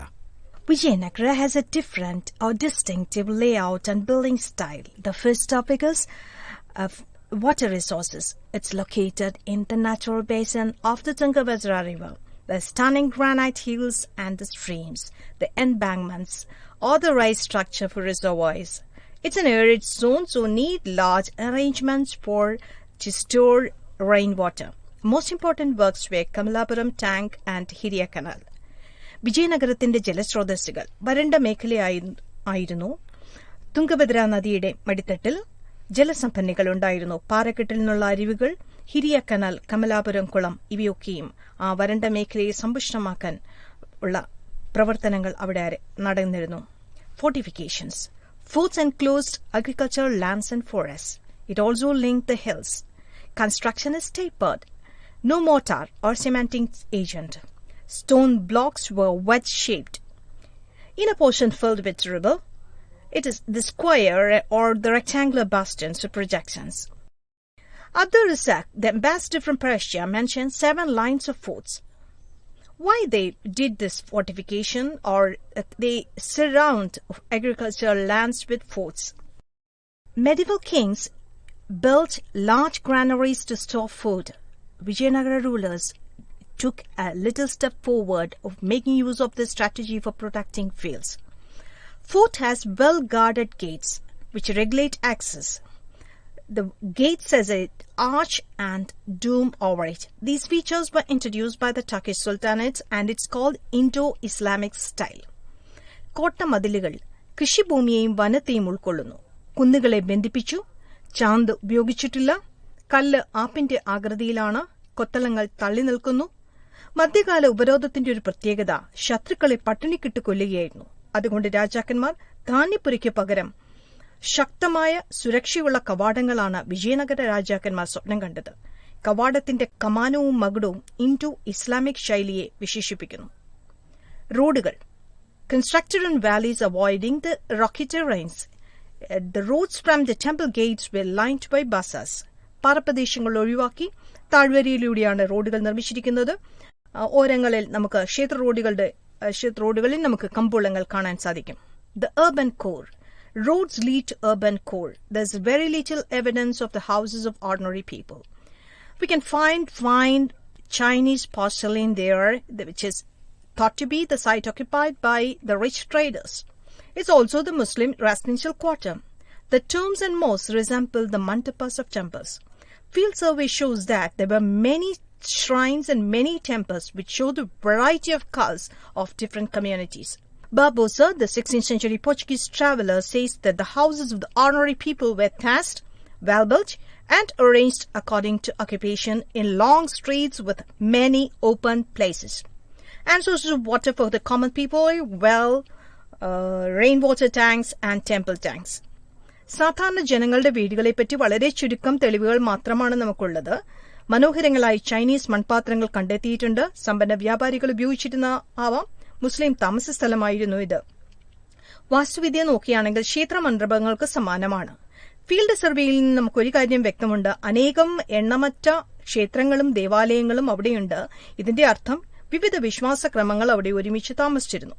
Barbosa വിവരിക്കുന്നു, സാധാരണക്കാരുടെ വീടുകൾ മേഞ്ഞതാണ്, തൊഴിലനുസരിച്ച് ക്രമീകരിച്ചതും തുറസായ സ്ഥലങ്ങളിലുള്ള നീണ്ട തെരുവുകളിലാണ് അവ കാണപ്പെടുന്നത്. The Royal Center. It has more than 60 temples. A large number of temples and cults show the authorities or the rulers associate themselves with gods.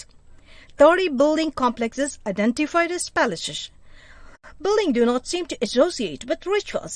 The difference between temple buildings and secular buildings is that the temples were made of stones, secular buildings were made of perishable materials. രാജകീയ കേന്ദ്രം, 60-ലധികം ക്ഷേത്രങ്ങൾ. ഭരണാധികാരികൾ ദൈവവുമായുള്ള ബന്ധത്തിലൂടെ അധികാരം സ്ഥാപിച്ചു. 30ഓളം കെട്ടിട സമുച്ചയങ്ങൾ നമുക്കവിടെ കാണാം. ക്ഷേത്രങ്ങൾ കല്ലുകൊണ്ടും മതേതര കെട്ടിടം നശിക്കുന്ന വസ്തുക്കൾ കൊണ്ട് നിർമ്മിച്ചു. King's Audience Hall. It's a high platform surrounded by double walls. Between the walls, there is a street. It has wooden pillars closely spaced at intervals and a staircase to go up. Purpose is not clear or known. ശ്രോതാക്കളുടെ മുറി. ഉയർന്ന മണ്ഡപമാണിത്. 2 ഭിത്തികളാൽ ചുറ്റപ്പെട്ട് കിടക്കുന്നു. ഇടയിൽ തെരുവുണ്ട്. കൃത്യമായ ഇടവിട്ട് തടിയിൽ നിർമ്മിച്ച തൂണുകൾ. ഒരു കോണിപ്പടി കാണാം. ഉപയോഗം എന്താണെന്ന് നമുക്ക് വ്യക്തമല്ല. Next structure is the Mahanavami Dibba. It's the highest point of the town. Platform base is 11,000 square feet and it has a height of 40 feet. Support a wooden structure, base covered with relief carvings. Ritual associated is, the name suggests, the Mahanavami, the 10-day festival. Dusra in North India, Durga Puja in Bengal, Navaratri or Mahanavami in Peninsular India. Kings displayed their prestige, power and supremacy. Various ceremonies associated with has a symbolic meaning. The ceremonies included the worship of the image, worship of the state horse, sacrifice of buffaloes and animals, dances, wrestling matches, processions of horses, elephants, chariots and soldiers, ritual presentations before kings and guests, and Nayakas offer gifts and tribute to the kings on this occasion. On the last day, king inspected the army in the open field. But scholars pointed out that there is no enough space for the procession and ceremonies at Mahanavami Dibba. നഗരത്തിലെ ഏറ്റവും ഉയർന്ന സ്ഥലമാണ് മഹാനവമി ദിബ്ബ. മണ്ഡപത്തിന്റെ വിസ്തീർണം 11,000 ചതുരശ്ര അടി ആണ്. ഉയരം 40 അടി. കൊത്തുപണികൾ കാണാം. ആചാരങ്ങൾ മഹാനവമി ആ പേരിൽ നിന്ന് തന്നെ വ്യക്തമാണ് ആയിട്ട് ബന്ധപ്പെട്ടാണ്. രാജാക്കന്മാർ തങ്ങളുടെ അധികാരം, ശക്തി, ആചാരപ്രകടനങ്ങൾ നടത്തുന്ന സമയമാണിത്. സൈനിക പരിശോധന നടത്തും. അദ്ദേഹത്തിന് പാരിതോഷികവും കപ്പവും സമർപ്പിക്കുന്നതും ഈ സമയത്താണ്. Another beautiful building is the Lotus Mahal. It's named by British travelers. Purpose also not known. Mackenzie says that it may be a council chamber where the place where the kings met his advisors. There are numerous temples. The most important one is the Hazara Ramaswamy Temple. The sacred center includes the mantabas, gopurams, chariot streets, and temples. There are many local sacred traditions. This is a monkey kingdom of Vali and Sugriva in Ramayana. Pampa Devi did penance in the hills to marry Virupaksha or Shiva. Rulers associate themselves with gods. King granted lands and resources to temples. Rulers claim to rule on behalf of god Virupaksha. So the royal orders bear the name Sri Virupaksha in Kannada script. Rulers so use the title Hindu Suratrana, meaning Hindu Sultan. Temples have a long history of temple building. They serve as center of learning, religion, society, cultural and economic center. Rulers construct and maintain temple as an important means to get support and recognition. King's visit to temples is considered a state occasion. And the structure is gopurams, structures with immense scale which mark the authority and power of the king. The royal gateways or the royal gopurams, it signaled the presence of the temple from a distance. Mantapas were pavilions with long pillared corridors built around shrines within temples. Another important temple is the Virupaksha Temple. The inscriptions dated to 9 to 10 centuries. It's a hall in front of the temple was built by Krishna Devaraya to mark his accession. It has eastern gopuram, carved pillars. Central shrine occupy a very small part of the complex. The Vitala Temple. Main god is Vitala or Vishnu. There are several halls and a shrine designed like a chariot. Rulers worked to create an imperial culture. Chariot streets were paved with stone slabs, lined with pillared pavilions on which merchants set up their shops. വിശുദ്ധ കേന്ദ്രം പ്രാദേശിക വിശുദ്ധ പാരമ്പര്യം അനുസരിച്ച് രാമായണത്തിലെ വാനരരാജ്യം എന്ന് കരുതുന്നു. പമ്പാദേവി ശിവനെ വിവാഹം കഴിക്കാൻ തപസ്സനുഷ്ഠിച്ച സ്ഥലം. വിശുദ്ധ കേന്ദ്രത്തിൽ അനേകം ക്ഷേത്രങ്ങൾ, മണ്ഡപങ്ങൾ, ഗോപുരങ്ങൾ, രഥപാതകൾ നമുക്ക് കാണാൻ കഴിയും. പ്രധാനപ്പെട്ട ക്ഷേത്രങ്ങൾ വിരുപാക്ഷ ക്ഷേത്രം, വിട്ടല ക്ഷേത്രം. ഇപ്പോൾ നിങ്ങൾ കേട്ടുകൊണ്ടിരിക്കുന്നത് കൈറ്റ് വിക്ടേഴ്സ് തയ്യാറാക്കിയ ഫസ്റ്റ് ബെൽ ഫോക്കസ് ഏരിയയെ അധികരിച്ചുള്ള ഓഡിയോ ക്ലാസ്. നമ്മൾ 1857 കലാപം എന്ന് കേട്ടിട്ടില്ലേ? നമ്മൾ അതുമായി ബന്ധപ്പെട്ട ക്ലാസ്സുകൾ നിങ്ങൾ കേട്ടിട്ടുണ്ടാവും. റബൽസ് ആൻഡ് ദ രാജ്, ആ തീമുമായി ബന്ധപ്പെട്ട ഉള്ളടക്ക മേഖലകളെ കൂടി നമുക്ക് പരിചയപ്പെടാം. നമ്മൾ കേട്ട ക്ലാസ്സിൽ നിന്നും നിങ്ങൾ ശ്രദ്ധിക്കേണ്ടുന്ന മേഖലകൾ ഇതാണ്: leaders and the followers of this rebellion. മറ്റൊന്ന് റൂമേഴ്സ് ആൻഡ് പ്രൊഫസീസ്, അതായത് കിംവദന്തികൾക്കും അതുപോലെ തന്നെ പ്രൊഫസീസ്, പ്രവചനങ്ങൾക്കും ഈ കലാപവുമായി ബന്ധപ്പെട്ട എന്തുമാത്രം സ്വാധീനം ചെലുത്താൻ കഴിഞ്ഞു. And images of the revolt, കലാപവുമായി ബന്ധപ്പെട്ട ചിത്രീകരണങ്ങൾക്ക് എത്ര കണ്ട് സ്വാധീനമുണ്ടായിരുന്നു എന്നതാണ് നമുക്ക് ഈ ഭാഗത്ത് നിന്ന് അറിയേണ്ടിയിരിക്കുന്നത്. ലീഡേഴ്സ് ആൻഡ് ഫോളോവേഴ്സിൽ നിങ്ങൾ ഓർത്തിരിക്കേണ്ടുന്ന പേരുകൾ ഏതൊക്കെയാണ് എന്ന് ഞാൻ പറയേണ്ടതില്ലല്ലോ. ബഹദൂർ ഷായെയും നാനാ സാഹിബിനെയും റാണി ഝാൻസിയെയും ഒപ്പം തന്നെ കൻവർ സിംഗ്, വാജിദ് അലി ഷാ, ബീഗം ഹസ്രത് മകൾ, ബിർജിസ് ഖാദർ, ഷാമാൽ, ഗോനു, അല്ലെ, ഛോട്ടാ നാഗ്പൂർ കേന്ദ്രീകരിച്ചുകൊണ്ടുള്ള ഗോനുവിന്റെ പ്രവർത്തനങ്ങൾ, ദെൻ മൗലവി അഹമ്മദുള്ള, ഇവരൊക്കെയായിരുന്നു പ്രധാനപ്പെട്ട ലീഡേഴ്സ് എന്ന് നിങ്ങൾ ഓർത്തു വെച്ചേക്കേണ്ടതാണ്. അവര് എവിടെയൊക്കെ കേന്ദ്രീകരിച്ചായിരുന്നു ഈ കലാപത്തിന് നേതൃത്വം നൽകിയത് എന്നുകൂടി മനസ്സിലാക്കുക. അതോടൊപ്പം തന്നെ ഈ ലീഡേഴ്സിന്റെ പൊസിഷൻ, അവരുടെ പദവി, ഇപ്പം ബഹദൂർ ഷാ ആരായിരുന്നു? മുഗൾ എംപറർ ആയിരുന്നു. അതേസമയം നാനാ സാഹിബോ, he was the successor of Peshwa Bajirao, അല്ലെ, കാൺപൂർ കേന്ദ്രീകരിച്ച് കലാപത്തിന് നേതൃത്വം കൊടുത്തയാൾ. ഇങ്ങനെ ഓരോ ലീഡർമാരെ കുറിച്ചും നിങ്ങൾ വ്യക്തമായി മനസ്സിലാക്കേണ്ടതുണ്ട്. ഇനി എങ്ങനെയായിരുന്നു കലാപത്തിന് റൂമേഴ്സ്, അതായത് നമ്മൾ കേട്ടിട്ടുള്ള കിംവദന്തികൾ ഈ കലാപത്തിലേക്ക് കാര്യങ്ങളെ കൊണ്ടുചെന്ന് എത്തിച്ചതെന്ന് ഓർക്കേണ്ടതാണ്. ആ കാലഘട്ടത്തിൽ ഇൻട്രൊഡ്യൂസ് ചെയ്ത ഒരു പുതിയ റൈഫിളിന്റെ പേരെന്തായിരുന്നു? നിങ്ങൾക്ക് ഓർമ്മയുണ്ടാകും, ഇറ്റ് വാസ് എൻഫീൽഡ് റൈഫിൾ. ആ എൻഫീൽഡ് റൈഫിളിൽ ഉപയോഗിച്ചിട്ടുള്ള ബുള്ളറ്റുകൾ, അതിന്റെ തോക്കിൽ ഉപയോഗിച്ച തിരകൾ, അത് എന്തുകൊണ്ട് കവർ ചെയ്തു എന്ന ആ കാലഘട്ടത്തിൽ ഒരു പ്രചാരം വന്നത്? Yes, it was quoted with the fat of cows and pigs. അതുപോലെ തന്നെയായിരുന്നു അക്കാലഘട്ടത്തിൽ ബ്രിട്ടീഷുകാർ കച്ചവട കേന്ദ്രങ്ങളിലൊക്കെ തന്നെ വിപണനത്തിനായി വെച്ചിരുന്ന ഫ്ലോർ, നമ്മളെ ധാന്യപ്പൊടിയുണ്ടല്ലോ, it was mixed the bone dust of cows and pigs.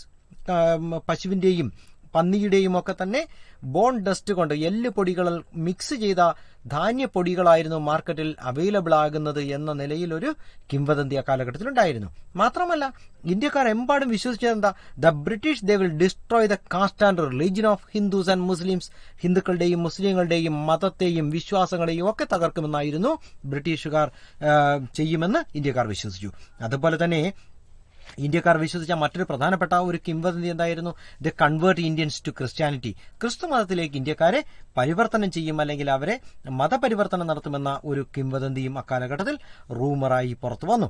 Then the British rule would come to an end. ഒരു പ്രധാനപ്പെട്ട പ്രവചനത്തെക്കുറിച്ച് നിങ്ങൾക്ക് ഓർമ്മയുണ്ടാകും. എന്തായിരുന്നു അത്? അതായത് നമ്മൾ ഈ പറയുന്ന 1857 കലാപം എന്ന് പറയുന്നത് ബാറ്റിൽ ഓഫ് പ്ലാസി യുദ്ധത്തിന്റെ 100ാം വാർഷികത്തിൽ സംഭവിക്കുന്നതാണ്. അപ്പം അന്നത്തെ പ്രധാനപ്പെട്ട പ്രവചനം എന്ന് പറയുന്നത് ഈ ബാറ്റിൽ ഓഫ് പ്ലാസിയുടെ സെന്റിനറി ആഘോഷിക്കുന്ന ഭാഗമായി, അതായത് 100ാം വാർഷികത്തോടനുബന്ധിച്ച് ബ്രിട്ടീഷ് ഭരണം ഇന്ത്യയിൽ തകർന്നടിയുമെന്ന ഒരു പ്രവചനം അക്കാലഘട്ടത്തിൽ ജനങ്ങളെ വല്ലാതെ സ്വാധീനിച്ചു. And there was a wide spread distribution of chapati. അന്നത്തെ കാലഘട്ടത്തിൽ ഈ രാത്രികാലങ്ങളിൽ ഗ്രാമ കാവൽക്കാരന്റെ അടുത്തേക്ക് അപരിചിതനായ ഒരു വ്യക്തി വരികയും അയാൾ അദ്ദേഹത്തിന്റെ കയ്യിലേക്ക് ഒരു ചപ്പാത്തി കൊടുത്തിട്ട് ഇതിന്റെ 5 ചപ്പാത്തികളായി നിർമ്മിച്ച് നിങ്ങൾ മറ്റു പ്രദേശങ്ങളിലേക്ക് വിതരണം ചെയ്യുമെന്ന് പറഞ്ഞിരുന്ന ഒരു മെസ്സേജ് പാസ് ചെയ്യുകയുണ്ടായി. അപ്പൊ അത്തരത്തിലുള്ള റൂമറുകൾ ഈ 1857 റിവോൾട്ടിനെ വല്ലാതെ സ്വാധീനിച്ചു. പക്ഷെ എന്തുകൊണ്ട് ജനങ്ങൾ ഈ കലാപവുമായി ബന്ധപ്പെട്ട് ഈ ഇത്തരം റൂമറുകളിൽ വിശ്വസിച്ചു എന്നുകൂടി നിങ്ങൾ മനസ്സിലാക്കേണ്ടതുണ്ട്. അതിന് നിരവധി ഘടകങ്ങൾ ഉണ്ടായിരുന്നു, ഇല്ലേ? ലോർഡ് വില്യം ബെന്റിക്ക് നടത്തിയ ചില റിഫോമുകൾ, പരിഷ്കാരങ്ങൾ, പാശ്ചാത്യ വിദ്യാഭ്യാസം കൊണ്ടുവന്നത്, പാശ്ചാത്യ ആശയങ്ങൾ കൊണ്ടുവന്നത്, അതുപോലെ തന്നെ പാശ്ചാത്യ വിദ്യാഭ്യാസ സ്ഥാപനങ്ങൾ ഇവിടെ നടപ്പിലാക്കിയത്, ഇതൊക്കെയായിരുന്നു അക്കാലഘട്ടത്തിലെ ജനങ്ങൾക്ക് ഈ റൂമറുകളെ വിശ്വസിക്കാൻ പ്രേരിപ്പിച്ച ഒരു ഘടകമെന്ന് പറയുന്നത്. അവർ ഇംഗ്ലീഷ് മീഡിയം സ്കൂളുകൾ നിർമ്മിച്ചതായി ഓർക്കേണ്ടതുണ്ട്. വെസ്റ്റേൺ സയൻസ്, സ്വതന്ത്ര കലകൾ അവർ ഇന്ത്യയിൽ നടപ്പിലാക്കി. ഇതെല്ലാം ജനങ്ങളെ വല്ലാതെ സംശയം ഉളവാക്കി എന്നതാണ്. ദെൻ അവര് സതി എന്ന് പറയുന്ന സമ്പ്രദായം, ഇന്ത്യക്കാർ ആചരിച്ച് വന്ന ഒരു ആചാരമായിരുന്ന സതിയെ നിയമം മൂലം തന്നെ നിഷ്കാസന അല്ലെങ്കിൽ ഇല്ലായ്മ ചെയ്തു. അതുപോലെ തന്നെ they allowed the remarriage of Hindu widows. ഹിന്ദുക്കളായ വിധവകളെ പുനർവിവാഹം ചെയ്യുവാനായിട്ട് അവർ അനുവാദം കൊടുത്തു. ഇതൊക്കെ ജനങ്ങളെ വല്ലാതെ ഈ പറയുന്ന റൂമറുകളിൽ, കിംവദന്തികളിലൊക്കെ വിശ്വസിപ്പിക്കാൻ പ്രേരിപ്പിച്ചു എന്നാണ്. മാത്രമല്ല, ജനങ്ങൾക്ക് ഈ ബ്രിട്ടീഷുകാരോടെ വലിയ തോതിലുള്ള അമർഷമുണ്ടായിരുന്നു. അതെപ്പോഴാ? ഝാൻസിയും ഔദും സറ്റാറയും ഒക്കെ തന്നെ ഒരു കാരണവുമില്ലാതെ British സാമ്രാജ്യത്തിനോടൊപ്പം കൂട്ടിച്ചേർത്തത്.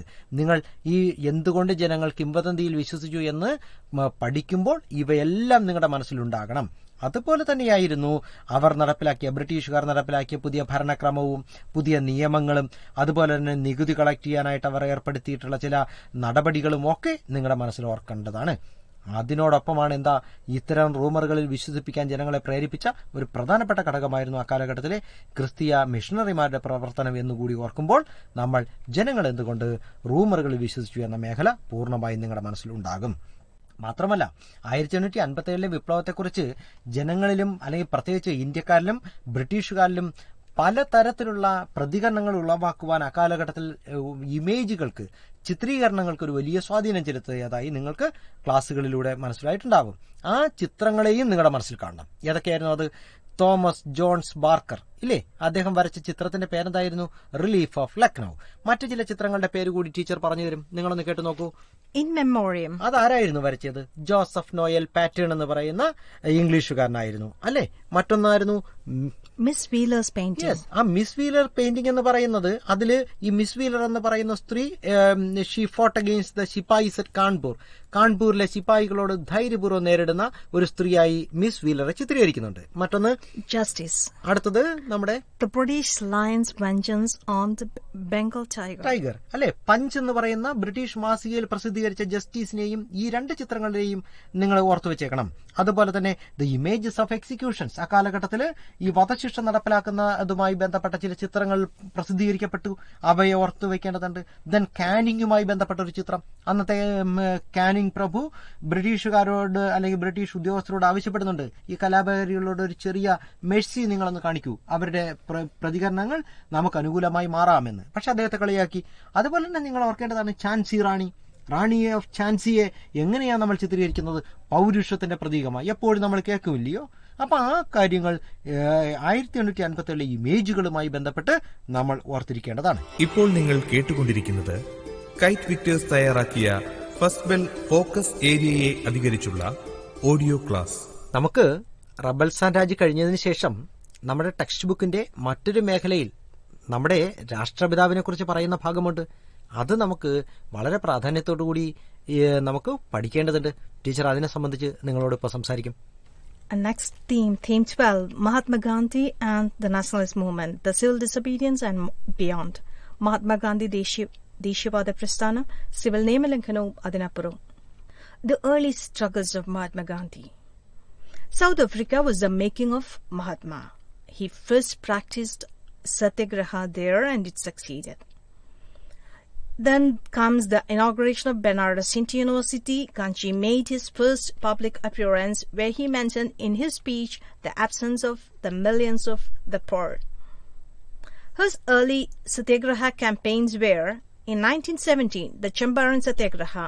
He won the security of tenure and freedom to cultivate. Next satyagraha is in 1918 at Ahmedabad, where he won better working conditions for the textile mill workers.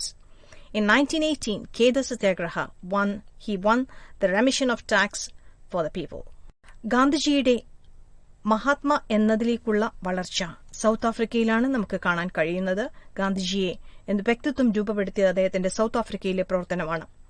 ആദ്യം സത്യാഗ്രഹം അവിടെയാണ് അദ്ദേഹം പരീക്ഷിച്ചത്. പിന്നീട് നമുക്ക് അദ്ദേഹത്തെ കാണാൻ സാധിക്കുന്നത് ഇന്ത്യയിൽ ആദ്യത്തെ അദ്ദേഹത്തിന്റെ ഔദ്യോഗികമായിട്ടുള്ള ഒരു സമ്മേളനമായിരുന്നു ബനാറസ് ഹിന്ദു സർവകലാശാലയുടെ ഉദ്ഘാടന വേദി.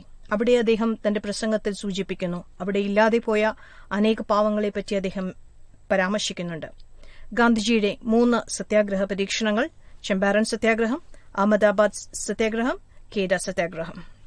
During the First World War 1914 to 1918, as per the recommendations of Justice Sidney Rowlatt, British instituted censorship of press and Rowlatt Act. What is Rowlatt Act? Detention without trial.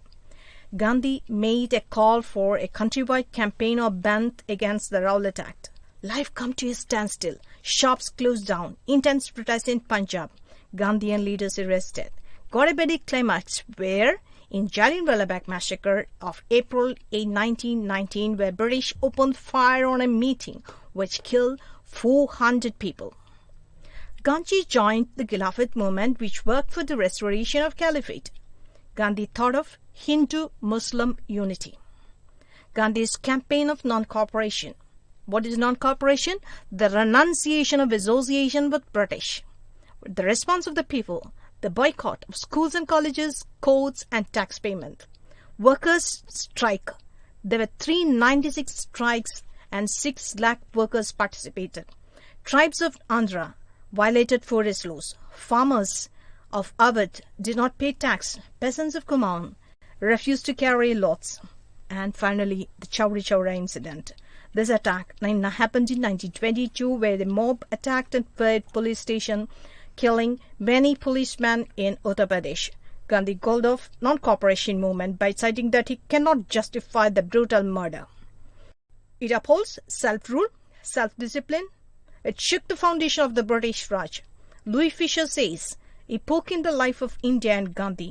It was peaceful, positive. Justice Broomfield, who sentenced him for 6 years. He is a different person, great patriot, leader, man of high ideals and saintly life. British certification for Gandhi. Champaran, Ahmedabad, KITE സത്യാഗ്രഹങ്ങൾ. Justice Sidney Rowlatt പത്ര censorship, Rowlatt നിയമം എന്നിവ പാസാക്കി. വിചാരണ കൂടാതെ തടവിലാക്കുക എന്ന Rowlatt നിയമം. ഇതിന്റെ പ്രതിഷേധ പ്രവർത്തനങ്ങൾ അവസാനം എത്തിച്ചേർത്ത് ജാലിയൻവാല ബാഗ് കൂട്ടക്കൊലയിലാണ്. ഗാന്ധി ഖിലാഫത്ത് പ്രസ്ഥാനം തുടങ്ങിവെച്ചു. ഹിന്ദു മുസ്ലിം ഐക്യത്തെ ഉറപ്പുവരുത്താൻ നിസ്സഹകരണ പ്രസ്ഥാനം അദ്ദേഹം ആഹ്വാനം ചെയ്തു. സ്വമേധയാ വിട്ടുനിൽക്കൽ, അതായിരുന്നു അദ്ദേഹം അതുകൊണ്ട് ഉദ്ദേശിച്ചത്. ജനങ്ങളുടെ പ്രതികരണം നമുക്ക് കാണാൻ സാധിക്കും. ബഹിഷ്കരണം 396 പണിമുടക്കുകളാണ് അന്ന് റിപ്പോർട്ട് ചെയ്തത്. അവസാനം ആക്രമണങ്ങളിൽ ഏറ്റവും നിഷ്ഠുരമായത് ചൌരി ചൌര. ഈ സംഭവത്തോടുകൂടി ഗാന്ധിജി ഈ പ്രസ്ഥാനം പിൻവലിച്ചു. മനുഷ്യരെ കൊലപ്പെടുത്തി ന്യായീകരിക്കാനാകില്ല എന്ന് പറഞ്ഞു. Next topic is Gandhi's as a people's leader. He converted international movement into a popular movement. The peasants, the workers and artisans referred to him as Mahatma, Gandhi Baba, Gandhi Maharaja. He identified with them, dressed like them, lived like them and spoke like them. He worked on Churka to break the boundaries of caste system. Shahid Amin, he says that he brought to light the image of Gandhi in the peasants. Media reports say that crowds numbering 10,000 to 20,000 welcoming crowds accepted Gandhi. They expressed their love by donations. And there were many rumors spread about his miraculous powers. He was sent by king to redress the grievance of farmers. That's one. Another one is he has the power to overrule British officers. He is superior to British king. And you'll face dire consequences if we oppose him, like houses falling apart and crop failure. He was a savior. He was certified as a savior of peasants, saving from high taxes. He saved them from officers. Empathy to poor and peasants made him appealing. He understands and relates to them. His mass appeal is genuine. His careful organization of nationalism was a great success. Example, new branches of Congress, Prajamandals. He stressed communication in mother tongue. Provincial committees based on language. He has followers from different regions and religions. Many talented people, businessmen, entrepreneurs and industrialists supported him. His work as a social reformer, KITE, he worked for the prohibition of social evils like child marriage and untouchability, stressed tolerance, Hindu-Muslim unity and emphasized economic self-reliance.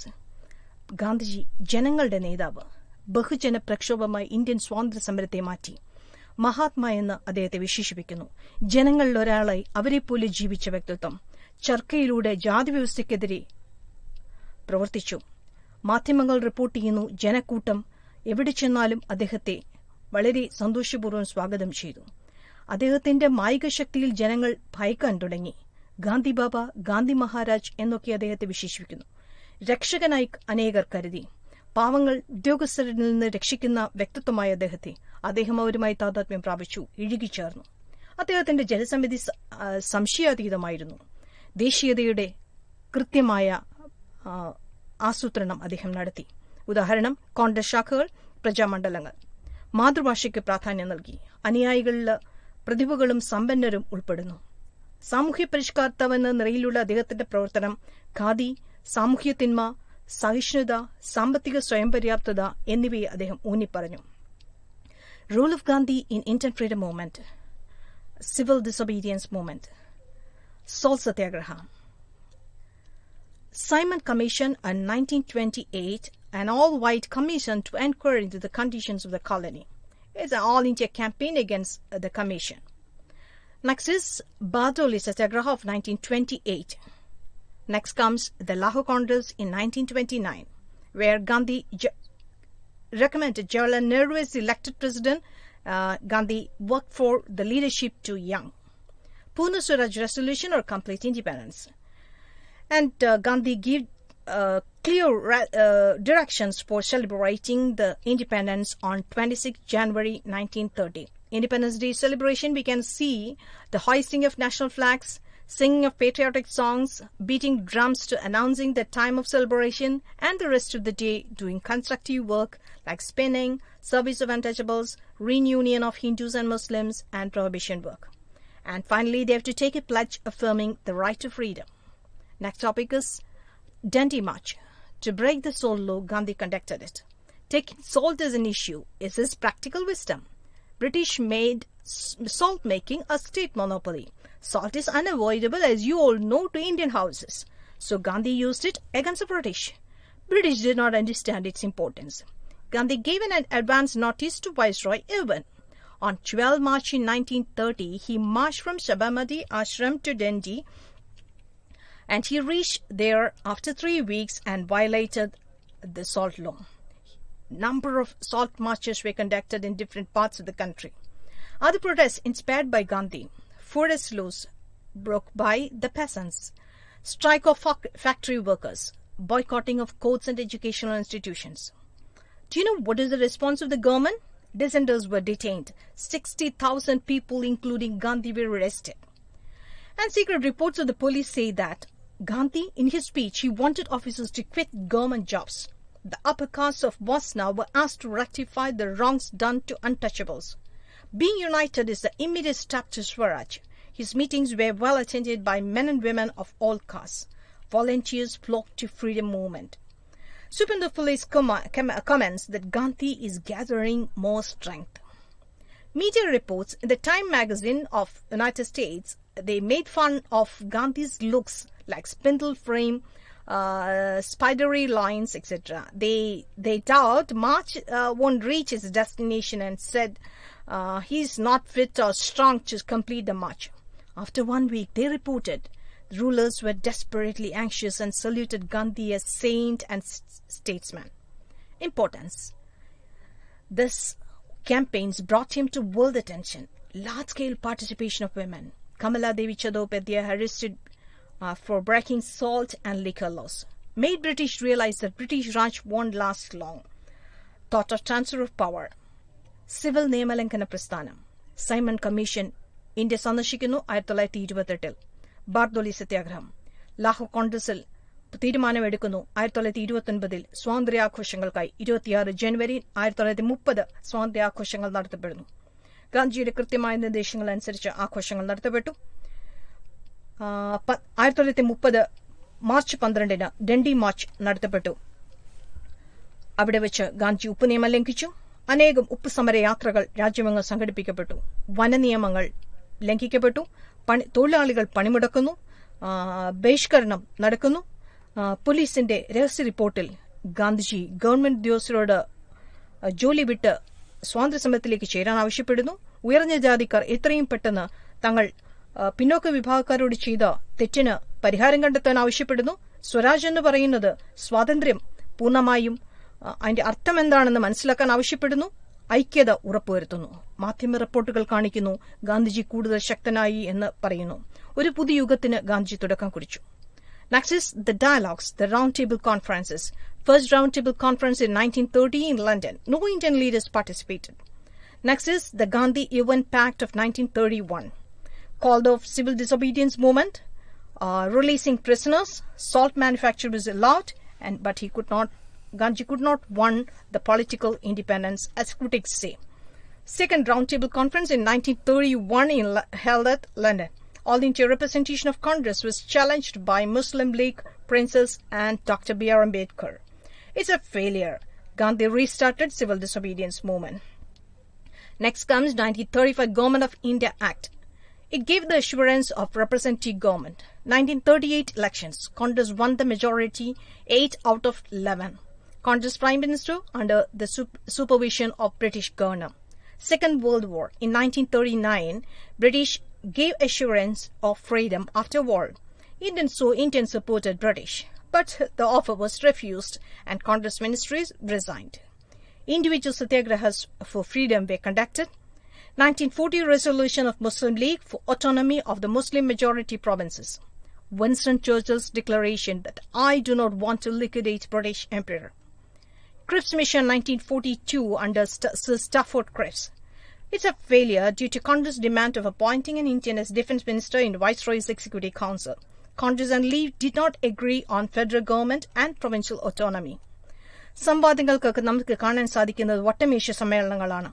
പിന്നീട് Gandhi Irwin സന്ധി, India government നിയമം 1935, പ്രാതിനിധ്യ സർക്കാർ എന്നുള്ള വാഗ്ദാനം, 1938 തിരഞ്ഞെടുപ്പ് കോൺഗ്രസിന് ഭൂരിപക്ഷം, രണ്ടാം ലോകമഹായുദ്ധത്തിൽ സ്വാതന്ത്ര്യ വാഗ്ദാനം, വ്യക്തി സത്യാഗ്രഹങ്ങൾ സ്വാതന്ത്ര്യത്തിനു വേണ്ടി, മുസ്ലിം ലീഗിന്റെ പ്രമേയം സ്വയംഭരണം, വിൻസ്റ്റൺ ചർച്ചിലിന്റെ പ്രഖ്യാപനം, ക്രിപ്സ് മിഷൻ 1942 ഒരു ഭാരതീയനെ പ്രതിരോധ അംഗമായി നിയമിക്കാൻ ആവശ്യപ്പെട്ടുകൊണ്ടുള്ള. Quit India movement of 1942 is the next one. It is a third major movement due to the failure of Cripps Mission. British were asked to quit India. What is the response of the people? Strikes, sabotage, underground resistance of Jayaprakash Narayan and independent governments in Satara and Medinipur. Really, mass movement, it energized young and they were ready to get arrested. The government responded very brutally. British took a year to suppress the rebellion. Gandhi and major leaders were jailed. Do you know what Jinnah did? Jinnah tried to expand their influence and made its mark in Punjab and Sindh. Gandhi was released in 1944 and he held a series of talks with Muhammad Ali Jinnah. 1945, Labour government came to power and decided to grant independence to India. Viceroy Wavell's effort for Congress League talk. 1946 elections where Congress won the majority. League won majority in Muslim reserved seats. Then comes the cabinet mission of 1946. It's a failure as Congress and League differed on federal system. Next, the brutal thing of the Direct Action Day for Pakistan by Muhammad Ali Jinnah decided to celebrate 16th August 1946. Riots in Calcutta, Bengal, Bihar, Punjab and United Province. Both Muslims and Hindus suffered. 1947 Mountbatten Plan, the last round of talks. It also ended inconclusive. He suddenly declared independence and partition. Gandhi made great efforts to pacify people and fought a lifelong battle for a free and unified India. He was shot dead by Nathuram Godse on 30th January 1948. Quit India പ്രസ്ഥാനം, ജനങ്ങളുടെ പ്രതികരണം, പണിമുടക്കും അട്ടിമറി പ്രവർത്തനങ്ങളും ഒളിപ്പോരാട്ടവും സ്വതന്ത്ര സർക്കാരുകൾ പ്രഖ്യാപനവും ഇതൊരു ബഹുജന പ്രക്ഷോഭമായി മാറി. ഗവൺമെന്റ് വളരെ ശക്തമായി അടിച്ചമർത്തി ഏകദേശം ഒരു വർഷം എടുത്തു ഇത് പൂർണ്ണമായും അടിച്ചമർത്താൻ, നിയന്ത്രിച്ചു നിർത്താൻ. ഈ സമയത്ത് ജിന്ന മുസ്ലിം ലീഗിന്റെ സ്വാധീനം വർദ്ധിപ്പിക്കാൻ ശ്രമിച്ചു. ഗാന്ധി ജയിലിൽ മോചിതനായ ശേഷം തുടർച്ചയായ സംവാദങ്ങൾക്ക് തുടക്കമിട്ടു. തൊഴിലാളി സർക്കാർ അധികാരത്തിൽ വന്നു. വൈസ്രോയ് വേവലുടെ ശ്രമം. 1946 തെരഞ്ഞെടുപ്പ്. പിന്നീട് ക്യാബിനറ്റ് വിഷൻ വരുന്നു 1946. പാകിസ്ഥാനു വേണ്ടി പ്രത്യക്ഷ പ്രവർത്തന ദിനം. മൌണ്ട്ബാറ്റൻ അവസാനവട്ട ചർച്ചകൾക്ക് തുടക്കം കുറിച്ചു.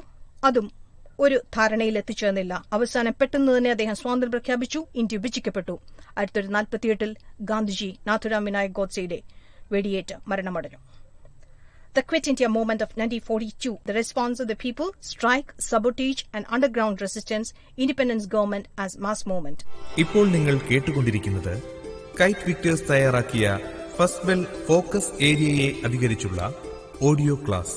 നമ്മൾ ഇതുവരെ കേട്ട തീമുകൾ തീംസ് ഇൻ ഇന്ത്യൻ ഹിസ്റ്ററി എന്ന് പറയുന്ന പാർട്ട് 1, പാർട്ട് 2, പാർട്ട് 3 ഈ 3 ടെക്സ്റ്റുകളുടെ കണ്ടന്റുമായി ബന്ധപ്പെട്ടിട്ടുള്ള മെയിൻ തീമുകളായിരുന്നു നമ്മൾ പരിചയപ്പെടുത്തിയത്. ഇനി നമുക്ക് നമ്മുടെ പാഠപുസ്തകത്തിന്റെ ഒരു സപ്ലിമെന്ററി ടെസ്റ്റ് കൂടി ഉണ്ടല്ലോ. ഏതായിരുന്നു അത്? The selected themes in Kerala history അല്ലേ? ആ കേരള ചരിത്രവുമായി ബന്ധപ്പെട്ട കേരള ടുവേഴ്സ് മോഡേണിറ്റി എന്ന് പറയുന്ന തീമെ നമുക്ക് കൂടുതൽ വിശദമായി ഒന്ന് മനസ്സിലാക്കാം. അത് നമുക്ക് പ്രാധാന്യം കൊടുക്കേണ്ടുന്നത് ദ ഏർലി റെസിസ്റ്റൻസ്, കേരളത്തിനെ ആധുനികവൽക്കരണത്തിലേക്ക് നയിച്ച the early resistance, then social reform, then struggle for A democratic society. കേരളത്തിലെ സാമൂഹിക പരിഷ്കരണ പ്രസ്ഥാനങ്ങൾ ഏതൊക്കെയായിരുന്നു, അവയ്ക്ക് നേതൃത്വം കൊടുത്തവ ആരെല്ലാം, അതുപോലെ തന്നെ ഒരു ജനാധിപത്യ സമൂഹത്തിനു വേണ്ടിയുള്ള പോരാട്ടങ്ങളെയും കുറിച്ചിട്ടാണ് നമ്മൾ 3 മേഖലകൾക്ക് പ്രാധാന്യം കൊടുത്തുകൊണ്ടാണ് കേരള ടുവേഴ്സ് മോഡേണിറ്റി എന്ന തീമിനെ നിങ്ങൾ മനസ്സിലാക്കേണ്ടുന്നത്. നമുക്ക് ഏർലി റെസിസ്റ്റൻസ് ആയിട്ട് ഏതൊക്കെ ഉണ്ടായിരുന്നു? യെസ്, നമ്മൾ പഴശ്ശി റിവോൾട്ടിനെ കുറിച്ച് കേട്ടിട്ടുണ്ട്, കുറിച്യ റിവോൾട്ടിനെ കുറിച്ച് കേട്ടിട്ടുണ്ട്, മാപ്പിള പെസൻസ് ഔട്ട്ബ്രേക്സിനെ കുറിച്ച് കേട്ടിട്ടുണ്ട് ഇല്ലേ? ഇവയെല്ലാം ഏത് ഭാഗത്തായിരുന്നു? കേരളത്തിനെ അന്ന് ട്രാവൻകൂർ, കൊച്ചി, മലബാർ എന്നിങ്ങനെയായിരുന്നല്ലോ വിഭജിച്ചിരുന്നത്. അതിൽ പഴശ്ശിയും കുറിച്യ കലാപവും മാപ്പിള അപ്രൈസിംഗും ഒക്കെ തന്നെ മലബാറുമായി ബന്ധപ്പെട്ടായിരുന്നു. എന്നാൽ വേലുത്തമ്പി ദളവയെ നിങ്ങൾ കേട്ടിട്ടുണ്ടാവും. അദ്ദേഹം ട്രാവൻകൂറുമായി ബന്ധപ്പെട്ടുള്ള ഏർലി റെസിസ്റ്റൻസിന്, ബ്രിട്ടീഷുകാർക്കെതിരായിട്ടുള്ള പോരാട്ടത്തിന് നേതൃത്വം നൽകിയ ഹീറോയായിരുന്നു. And also in Kochi Paliathachan. അപ്പൊ ഇവരെ കുറിച്ചുള്ള ഒരു കൃത്യമായ അറിവ് നിങ്ങൾക്ക് ഉണ്ടായിരിക്കണം. നമുക്ക് പഴശ്ശി റിവോൾട്ടിനെ കുറിച്ച് വ്യക്തമായി പറയുവാനുള്ള ഒരു കാര്യം ഉണ്ട് എന്ന് എനിക്ക് തോന്നുന്നില്ല, കാരണം നിങ്ങൾ ആ ക്ലാസ്സിലൂടെ കേട്ടതാണ്. അപ്പൊ കേരളവർമ്മ പഴശ്ശി രാജാവായിരുന്നു പഴശ്ശി റിവോൾട്ടിന്റെ നേതാവെന്നും ആ പഴശ്ശി കലാപത്തിന് 2 ഫേസുകൾ ഉണ്ടായിരുന്നു എന്നും അതിൽ ഒന്നാമത്തെ ഫേസ് എന്ന് പറയുന്നത് തീർത്തും മിസ്റ്റേക്കൺ റവന്യൂ പോളിസിയുടെ ഭാഗമായിട്ടാണ് ഉണ്ടായത് എന്നതും അതിൽ തന്നെ നിങ്ങൾ ഓർത്തിരിക്കേണ്ടുന്ന ഒന്നാണ് ടിപ്പു സുൽത്താനുമായി അല്ലെങ്കിൽ മൈസൂർ റൂളേഴ്സുമായി ഉണ്ടാക്കിയ ഒരു എഗ്രിമെന്റ്, ബ്രിട്ടീഷുകാരുണ്ടാക്കിയ ശ്രീരംഗപട്ടണം ഉടമ്പടി. ദെൻ വീരവർമ്മ ഓഫ് കുറുമ്പ്രനാട്, പഴശ്ശിക്ക് പകരം ആ പ്രദേശത്തിന്റെ റവന്യൂ കളക്ഷന് അധികാരം കൊടുത്ത വീരവർമ്മയെക്കുറിച്ച് നിങ്ങൾ ഓർക്കേണ്ടതുണ്ട്. ദെൻ പഴശ്ശിയുടെ സൈനിക വിഭാഗത്തിൽ ആരൊക്കെ ഉണ്ടായിരുന്നു എന്നത്, മാപ്പിളാസും നായാഴ്സും. ദെൻ ദ ട്രൈബൽ പീപ്പിൾ, ആരൊക്കെയായിരുന്നു അവർ? കുറിച്യരും കുറുമ്പരും. അപ്പൊ ഇവരെല്ലാം അടങ്ങുന്ന പഴശ്ശിയുടെ സൈന്യത്തെക്കുറിച്ച് നിങ്ങൾ ഓർക്കേണ്ടതുണ്ട്. സെക്കൻഡ് ഫേസ്, അതായത് ഫസ്റ്റ് ഫേസ് ബ്രിട്ടീഷുകാരുമായി ഒരു കോംപ്രമൈസിൽ തീർന്നുവെങ്കിലും സെക്കൻഡ് ഫേസിലായിരുന്നു പഴശ്ശി കലാപത്തിന്റെ ഒരു വിധി നിർണായകമായ സംഭവങ്ങൾ ഉണ്ടായത്. അത് 1800 സെക്കൻഡ് ഫേസ് ആരംഭിക്കുന്നത് അല്ലെ? കുറിച്യരും കുറുമ്പരും ഒപ്പം തന്നെ നമ്മുടെ ഈ പറയുന്ന വയനാട്ടിലെ ഈ ഗോത്രവർഗ വിഭാഗക്കാർ അവർ ചേർന്നിട്ടുള്ള രാജാവിന്റെ പഴശ്ശിരാജയുടെ സൈന്യം അന്നത്തെ സബ് കളക്ടറായിട്ടിരുന്ന തോമസ് ഹാർവി ബേബറിനെ നിങ്ങൾ ഓർക്കുന്നുണ്ടാവും. അദ്ദേഹത്തിന്റെ നേതൃത്വത്തിൽ കോൾക്കാഴ്സ് എന്ന് പറയുന്ന ഒരു വിഭാഗം പുൽപ്പള്ളിയിൽ വെച്ച് നേരിടുന്ന ഒരു സംഭവം നിങ്ങൾ ഓർക്കേണ്ടതുണ്ട്. ഒടുവിൽ മാവിലത്തോട് എന്ന് പറയുന്ന സ്ഥലം, എന്താ മാവിലത്തോടിന്റെ പ്രത്യേകത? യെസ്, അത് വയനാട്ടിലായിരുന്നു. അവിടെ വെച്ചിട്ടാണ് 1805 നവംബർ മാസം 30 പഴശ്ശിരാജാവിനെ ബ്രിട്ടീഷുകാർ കൊലപ്പെടുത്തുന്നത്. അപ്പം പഴശ്ശി കലാപത്തെക്കുറിച്ച് ഓർക്കുക. അതോടൊപ്പം തന്നെ നമ്മൾ അന്നത്തെ ഏർലി റെസിസ്റ്റൻസ് ആയിട്ട് ഞാൻ നിങ്ങളോട് പറഞ്ഞ കുറിച്ചിയറും മാപ്പിള ഔട്ട്ബ്രേക്സിനെയും വേലുത്തമ്പിതളവയെയും പാലിയത്തച്ഛനെയും ഒക്കെ തന്നെ ഇതേപോലെ നിങ്ങൾ വിശദമായി മനസ്സിലാക്കേണ്ടതുണ്ട്. ആ കാലഘട്ടത്തിലെ സോഷ്യൽ റിഫോംസ് അതിന് നേതൃത്വം കൊടുത്തവരെയും നമുക്ക് ഈ പാഠഭാഗത്ത് നിന്ന് അറിയേണ്ടുന്നതാണ്. അതിൽ വൈകുണ്ഠസ്വാമികളും ശ്രീനാരായണ ഗുരുവും ചട്ടമ്പി സ്വാമികളെയും അയ്യൻകാളിയെയും വക്കം അബ്ദുൾ ഖാദർ മൗലവിയെക്കുറിച്ചും ഒക്കെ നമുക്ക് ഈ പാഠഭാഗത്തിന്റെ ഉള്ളടക്കത്തിൽ നിങ്ങൾ ആ ക്ലാസുകൾ കേട്ടിട്ടുണ്ടാകും, അവരെക്കുറിച്ച് പരാമർശിക്കുന്നുണ്ട്. അതുപോലെ തന്നെ വാഗ്ഭടാനന്ദയെയും മാർ കുര്യാക്കോസ് ഏലിയാസ് ചാവറയെക്കുറിച്ചും ദെൻ അടുക്കളയിൽ നിന്ന് അരങ്ങത്തേക്ക് എഴുതിയ ആരാ? VT ഭട്ടതിരിപ്പാട് അല്ലേ? അപ്പൊ അദ്ദേഹത്തെക്കുറിച്ചും സോഷ്യൽ റിഫോം മൂവ്മെന്റ്സുമായി ബന്ധപ്പെട്ട് ഈ വ്യക്തികളെയും അവരുടെ കോൺട്രിബ്യൂഷനും അവരുടെ പബ്ലിക്കേഷൻസും നിങ്ങൾ മസ്റ്റായും അറിഞ്ഞിരിക്കണം. ഒരു ഡെമോക്രാറ്റിക് സൊസൈറ്റിയുടെ വേണ്ടിയുള്ള കേരളത്തിന്റെ struggles, the struggle for A democratic society എന്ന മേഖല നിങ്ങൾ ഊന്നൽ നൽകി പഠിക്കുമ്പോൾ നിങ്ങൾ അതിനകത്ത് ഓർക്കേണ്ടുന്നവ ഏതൊക്കെയാ? ചാന്നാർ അജിറ്റേഷൻ, യെസ്, ചാന്നാർ ലഹള, വൈക്കം സത്യാഗ്രഹം, ഗുരുവായൂർ സത്യാഗ്രഹം, അതുപോലെ തന്നെ മിറക്കിൾ ഓഫ് മോഡേൺ ടൈംസ് എന്നറിയപ്പെട്ടത് ഏതായിരുന്നു? ക്ലാസ് കേട്ട നിങ്ങൾക്കത് ഓർമ്മ വരും. അതെ, ടെമ്പിൾ എൻട്രി പ്രൊക്ലമേഷൻ. അതുപോലെ തന്നെ പാലിയം സത്യാഗ്രഹ, അന്നത്തെ കയ്യൂരിലും പുന്നപ്രയിലും വയലാറിലും ഉണ്ടായ ഔട്ട്ബ്രേക്കുകൾ ഏതിന്റെ ഭാഗമായിട്ടാ? The communist മൂവ്മെന്റിന്റെ ഭാഗമായിട്ടുണ്ടായ. അപ്പൊ ഈ മേഖലകളായിരിക്കണം നിങ്ങൾ ഡെമോക്രാറ്റിക് സൊസൈറ്റിയിലേക്ക് കേരളം വന്നു ചേർന്ന സ്ട്രഗിൾസ് എന്ന നിലയിൽ ഓർക്കേണ്ടതാണ്. നോക്കൂ, നമ്മൾ എത്ര തീമിനെ കുറിച്ചാ ഈ ഫോക്കസ് മേഖലയിൽ പരാമർശിച്ചത്? പ്രധാനമായും 8 തീമുകളെ നമ്മൾ ഫോക്കസ് ഏരിയയുമായി ബന്ധപ്പെട്ട് നമ്മൾ പരിചയപ്പെട്ടു. ഞാനും ടീച്ചറും നിങ്ങളെ പരിചയപ്പെടുത്തിയ ഉള്ളടക്കങ്ങളെല്ലാം നിങ്ങൾക്ക് ബോധ്യമാകും ഇല്ലേ? ഇനി നമുക്ക് എങ്ങനെയാ പരീക്ഷയ്ക്ക് ഇതുമായി ബന്ധപ്പെട്ട് തയ്യാറെടുപ്പുകൾ നടത്തേണ്ടത്? നമ്മൾ ഈ പറഞ്ഞ നിങ്ങളോട് ഞങ്ങൾ ഇതുവരെ സംസാരിച്ച മേഖലകളിൽ നിന്ന് നിങ്ങൾക്ക് വ്യത്യസ്ത രീതിയിലുള്ള ചോദ്യങ്ങളുണ്ടാകും. അത് 1 വേർഡ് ക്വസ്റ്റ്യൻ ആയിട്ടും, ഒപ്പം തന്നെ മാച്ച് ദ ഫോളോയിങ് ആയിട്ടും, പിന്നെ നമുക്ക് short answer, then long essay type questions ഉണ്ടാകും. അതുപോലെ തന്നെ നിങ്ങൾക്ക് ഈ മേഖലകളിൽ പഠിച്ചു പോകുമ്പോഴുണ്ടാവുന്ന ഏത് ഒബ്ജക്റ്റീവ്സിനെയും അതെല്ലാം നിങ്ങളുടെ മനസ്സിൽ നന്നായി പതിപ്പിച്ച് വേണം പരീക്ഷാ ഹാളിലേക്ക് നിങ്ങൾ പോകാൻ. അവിടെ ചെല്ലുമ്പോഴോ നമുക്ക് എത്ര നേരം, നമുക്ക് കൂൾ ഓഫ് ടൈം ഉണ്ട് അല്ലേ? എന്തിനാ കൂൾ ഓഫ് ടൈം? നമ്മുടെ ചോദ്യപേപ്പറിനെ നന്നായി വായിച്ച് മനസ്സിലാക്കുന്നതിനും അവയുടെ ഉള്ളടക്കത്തിൽ നിന്ന് നമുക്ക് ഏറ്റവും എളുപ്പമുള്ളതും നമുക്ക് പെട്ടെന്ന് എഴുതി സ്കോർ അച്ചീവ് ചെയ്യാൻ പറ്റാവുന്ന ക്വസ്റ്റ്യൻസിനെ ഐഡന്റിഫൈ ചെയ്യാനാണ്. നിങ്ങളൊരു കാര്യം ചെയ്യേണ്ടതാണ്, ചോദ്യത്തെ നന്നായി നിങ്ങളെ സഹായി വായിച്ച് നിങ്ങൾക്ക് കേൾപ്പിച്ചു തരും. അപ്പോൾ നിങ്ങൾ അറിയാവുന്ന ചോദ്യങ്ങൾക്ക് ഒരു ടിക്ക് മാർക്ക് ഇടാൻ പറയുക.